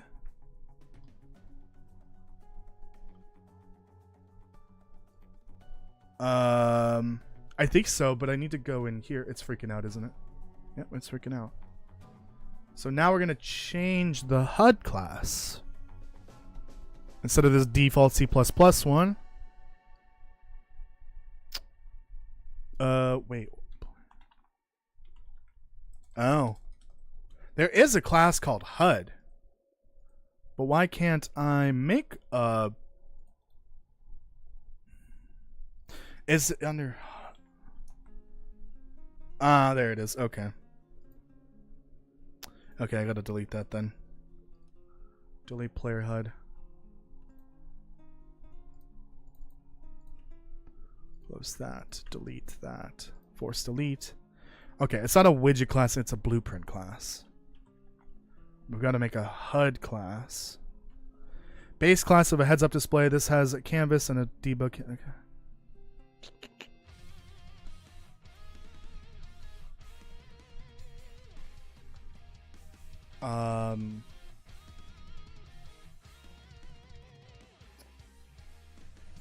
I guess it's not a widget technically, but player.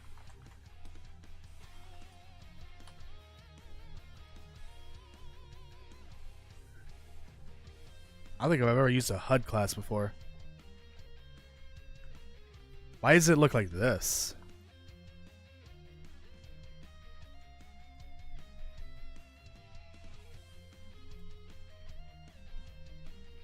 I don't know what a HUD is then. The HUD class in Unreal.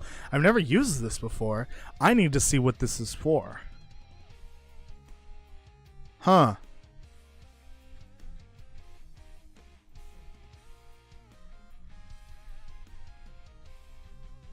Yeah, I need to figure that out.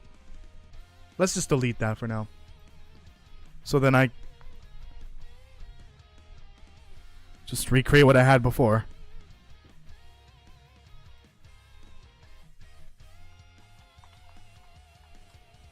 Alright, that's fine. I mean, there's clearly no HUD on screen, so I don't think there is already a HUD widget anywhere. Let's do that again.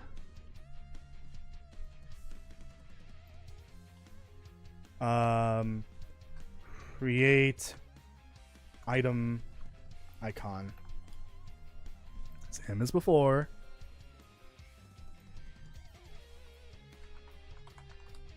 Item data, item data. Yeah, I've never had... I don't think I've had to make a custom HUD class. So I don't even know what it does. I usually just do a widget like this. So then the player controller... Why did I close that earlier? Oh, that's the game mode. Oh, wait, actually, what does that say on there? Yeah, HUD class. Okay. Okay. That's fine. There it is. Cast to player HUD. So this won't go in here, right? Nope.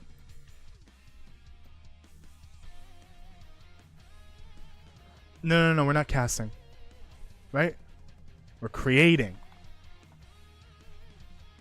Yeah, we're create widget.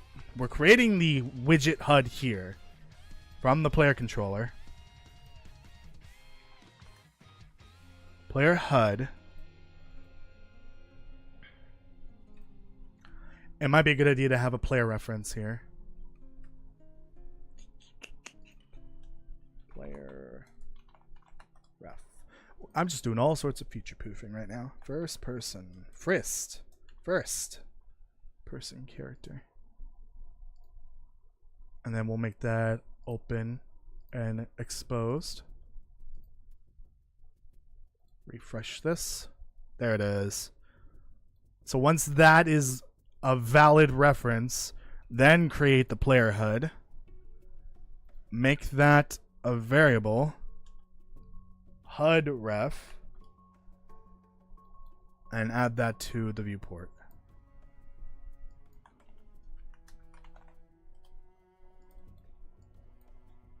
We're just pushing this further and further back. Might be a bad idea actually. I should probably do that at the beginning because that's the controls setup. It should be reversed. Otherwise the controls won't work. I'm gonna go ahead and just like adjust this.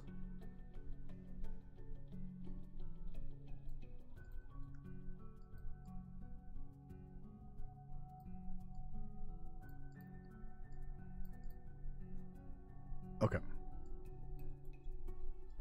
Then we're gonna do that.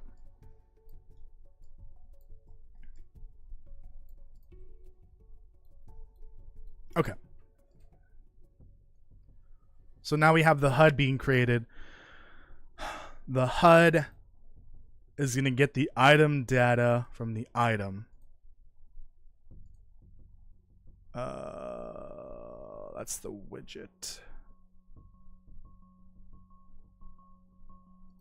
Here it is. Okay, so we're going to get rid of this. Actually, we could just change it to player HUD. No, we're not creating a player HUD. No, we're not creating a widget. We are... shoot. Player reference get HUD, which is not a thing yet, of course.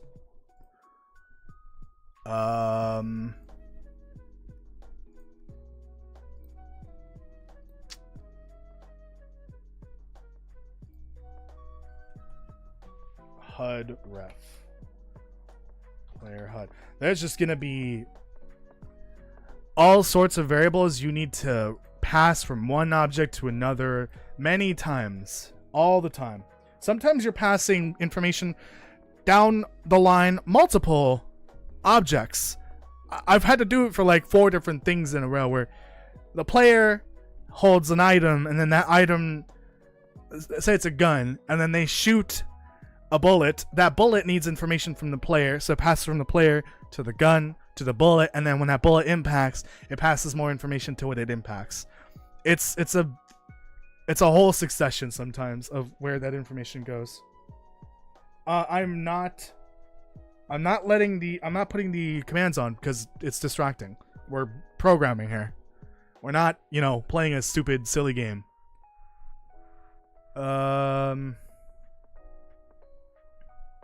What was I doing? Oh, I need to make this a not array. Okay. Save item. So now the player has a player HUD. HUD ref. Get HUD ref. I need to set the HUD ref from the controller. Let me put these in an order. So controller there, player item. Yeah, that's good.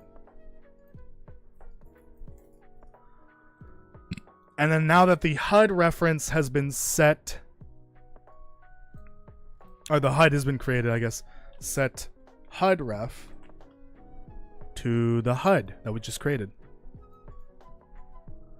This is a whole lot of back and forth with the references. And if we don't set these references, none of this works. This is very important. This is incredibly vital for game development. If you want things to be able to interact with each other, to fire, if one thing needs to fire code for another thing or transfer data, you need your references, or else it won't work. Or unless you use an interface like I did set up for the items, but that's different. Which might not be called the same thing in other engines. I don't know. I don't really do a lot of work outside of Unreal nowadays. Now we have the HUD reference. We're going to create item icon, which needs the input.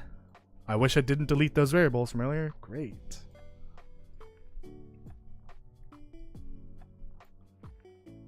Is this a Stardew opening theme?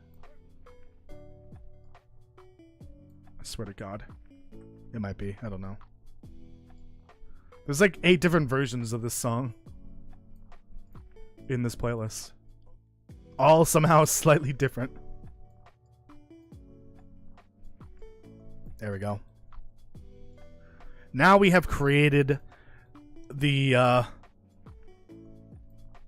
icon, but it's not being created from the item, it's being created on the HUD. That way the HUD can control when that appears and then disappears, because we don't want it to be there forever. So now our information's on the HUD. We need to get that. We need to create an inventory item. So we're going to create another widget from here. Widget. So the way I kind of imagine it, this is similar to in Destiny 2 where you get the little pop-up on the side for all the items that come up. Let's just do one item for now. And then eventually I will figure out how to get multiple items to show up in the event that you somehow find multiple items in a row. And then it'll just kind of like move down the list over time. But for now, let's just do this. So we're going to create inventory item. Is that correct? Yeah. I kind of don't want to call it that anymore. I kind of want to call it... that's over here. Item icon.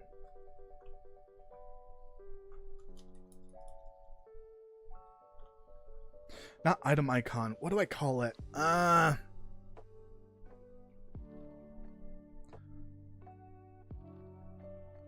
No, we'll leave it as is. Oh, can't do that. Damn it.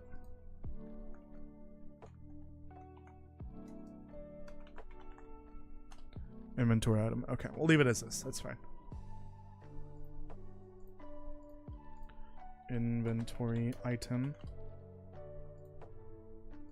Oh, and it's already asking for the data from that input. Okay, perfect. So now the item data is being transferred from the item itself, and that's going to the HUD, and now it's going to the item itself, the icon. See, now this is confusing. Item inventory item. I should change this at some point. I don't like this way. It's confusing me. But we've got all the information sent to this inventory widget that's gonna pop up on screen when you pick up an item.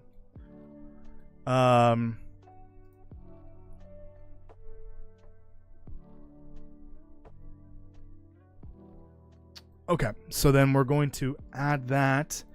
Add to viewport. Actually, what we're gonna do is... Nope. Oh, no, yeah. Designer. Fill the screen.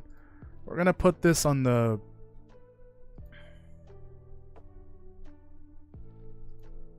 Yeah, we're going to anchor this to the right side here. But it's going to be... Okay. Pretty close to where I want it. And then the size, let's make 150. Actually, I think that might be too big. So I want it to be like somewhere right there. I mean, this is where it would be in Destiny 2.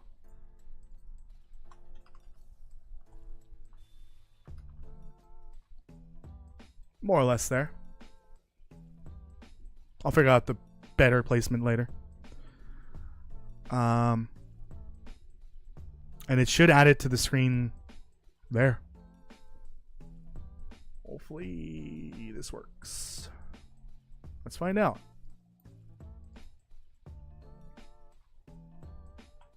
Hey, there it is. And that's the information being printed on screen. I don't know why that's not so hard to see. Or I guess I should have picked a better color. There it is. All right, so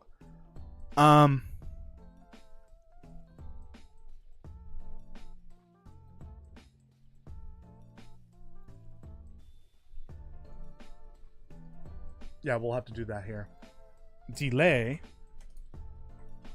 So after it's been constructed, delay, say 3 seconds.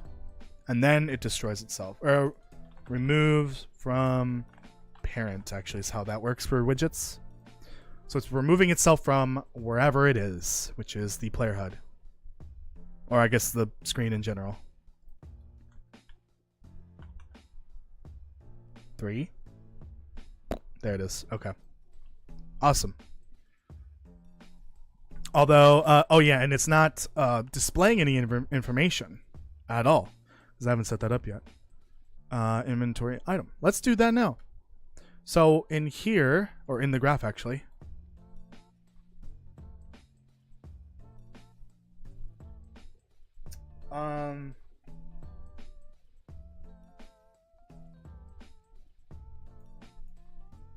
oh yeah, because it's getting the information directly when it's created, so we could just pull this over, split that. We're going to set get, where is it? Border? No. Icon. There it is. Set brush from texture.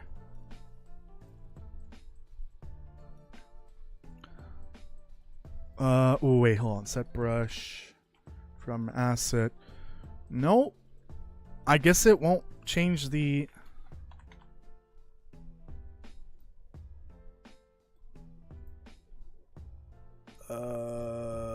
there it is. Well, I want to make sure this doesn't change size when this changes the icon. Also, this isn't an image. It's technically just the border background. So that should be icon to brush image. And then we're going to keep it at 100. And that 100 as well. Draw as an image. Perfect. Oops.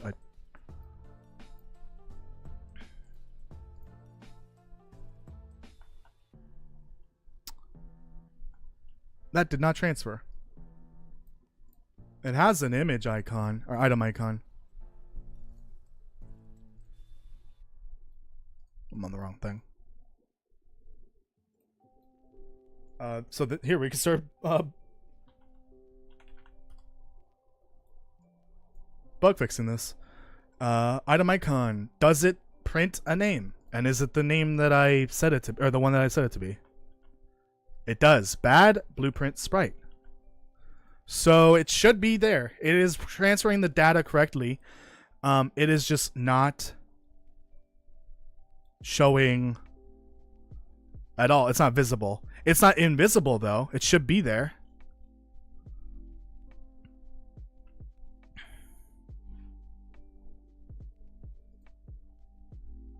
Because it's basically just replacing this.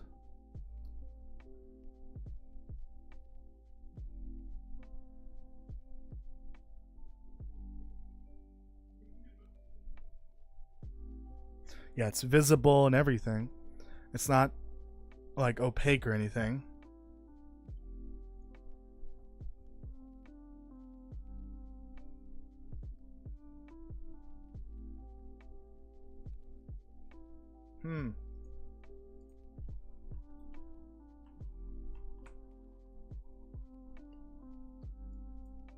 Is that correct? See, I think I wonder if it's the border that's the issue. Set brush. Let me just do from texture. That doesn't let me control the size, unfortunately. But maybe it just keeps it as normal. So texture, yeah.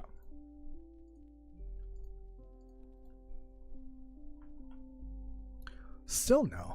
And it's still printing the correct icon name.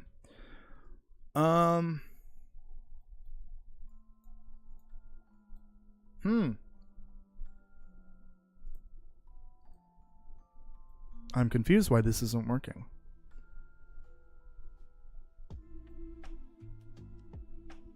It's not like 0, 0. I mean, you can see the black box. The black box should essentially be replaced. Let me see if maybe this is the issue. Ah, you see, you can't even see anything. It doesn't change. That didn't even change it. Why is that the case?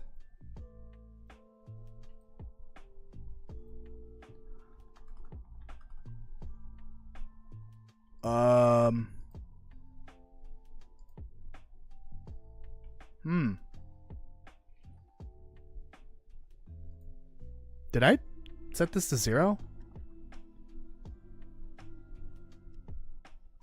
Oh, I see. I did, yeah. To make it look black, but I didn't realize that basically makes it invisible. Okay, that's fine. We'll leave it as is. And we'll leave it at 100. Actually, 0.75. Right? Yeah. No, we'll leave it at a... We'll figure that out if we need to make it partially see-through. Alright, that should fix that. So then we can just do set brush so we can keep the size the same. Yay! It works! Or maybe 5% done with that, with the inventory. So that's just the first part, is just getting the item to show up on screen when you pick it up.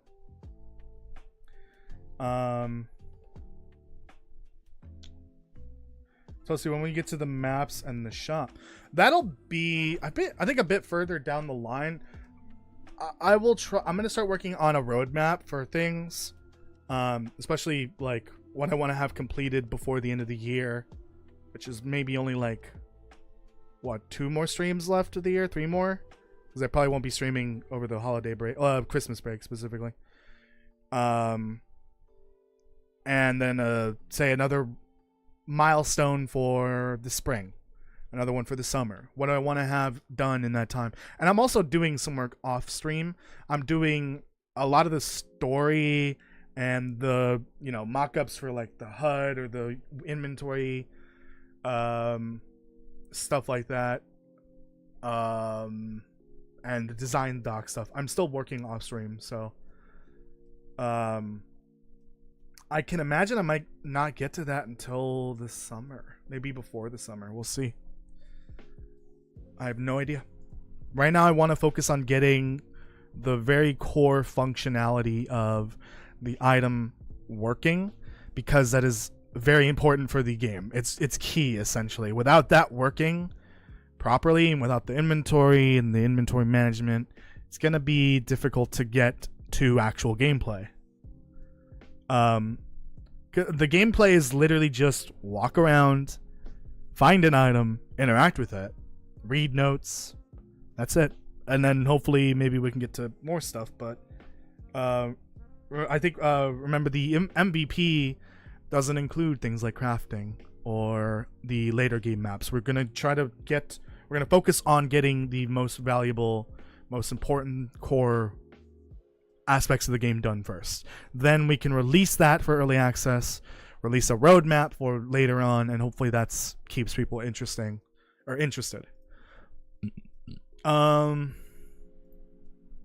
did I how long have I been streaming? Actually, I can check here. 2 hours 15. I think I can stop here and I'll be satisfied, because we did get a good amount of work done here. I need to look at the solution to the footsteps, and also I need to refresh myself on the save and load with the game instance and the save game and all that, because it is a nightmare. It took me weeks and months to get it working in a different game, and it's been well over a year since I looked at that, like how I set it up. I will probably just take notes on that and transfer it over, because I can't literally just copy and paste it over. It won't work, obviously. Also, you know, I feel bad if I didn't do some of the work again, if I'm gonna do it again. All right, we'll leave it at that. The next stream for sure, I will be continuing this. We'll actually go in and start setting up a crude inventory, just the basic items, and that's it. We're not gonna go in and do like the player stats menu, equipment, all that stuff. We're just gonna do the basic inventory and maybe get to item sorting, but we'll see. And then hopefully I can have a solution to the other two things, the footsteps and the saving and loading, and we can do that as well next time. But we're making good progress on this. This part shouldn't be too bad because I'm basically doing it simultaneously in another game for Ice Vein, more or less. That's it. I'm gonna save this and send it to the repo because I need a backup for this just in case. Tomorrow, yeah, good question. Tomorrow's stream is going to be Fallout 76. I was thinking, if it's just gonna be either a scavenger hunt or maybe just a variation off of the bingo game. I wanted to do something different, but I realized what I'm setting up is going to be better as a scavenger hunt. Or not a scavenger hunt, a bingo game. But I don't know. I still need to work out the details for it. But tomorrow, or the Halloween event already started, I think, a little bit ago. Tomorrow we're going to be playing the Halloween event essentially, but playing a game along with it in kind of like a scavenger hunt almost. But it might end up being just a variation of bingo, which I really hope it's not. I need to figure out like what exactly I'm doing because I have no idea what I'm doing yet. Like the exact thing that I'm going to be doing. But we're going to do some Fallout 76. The next game development stream is it might not be in 2 Thursdays from now. Because that means I would be doing 3 Thursdays in a row. I don't want to do that, so the next Thursday stream for game dev will be on the 14th. Oh, never mind. It'll be on the 7th of November. Because if I did that, if I did the 14th, the one after that would be the 28th, and that would be Thanksgiving here in the US. So the 7th of November, we're going to do 3 Thursdays in a row, unfortunately. And that's lining up with Red Dead Redemption 1's release on PC. That's why. Well, next Thursday is Halloween, so that should be fun. We're going to be playing Red Dead Redemption Undead Nightmare, which I'm excited for. So tomorrow's stream is Fallout 76. I don't know exactly what it is, but it's going to be Halloween themed. We're going to be doing the Halloween event while also playing a different game alongside that. Saturday, we're going to be playing DayZ. Let me see if the Halloween event launched for that. If not, we're doing something else. Because I'm not playing vanilla DayZ when I want to do some Halloween stuff. We're at the end of the month, basically. DayZ. Oh, I searched this up recently. Did that launch? It looks like it did.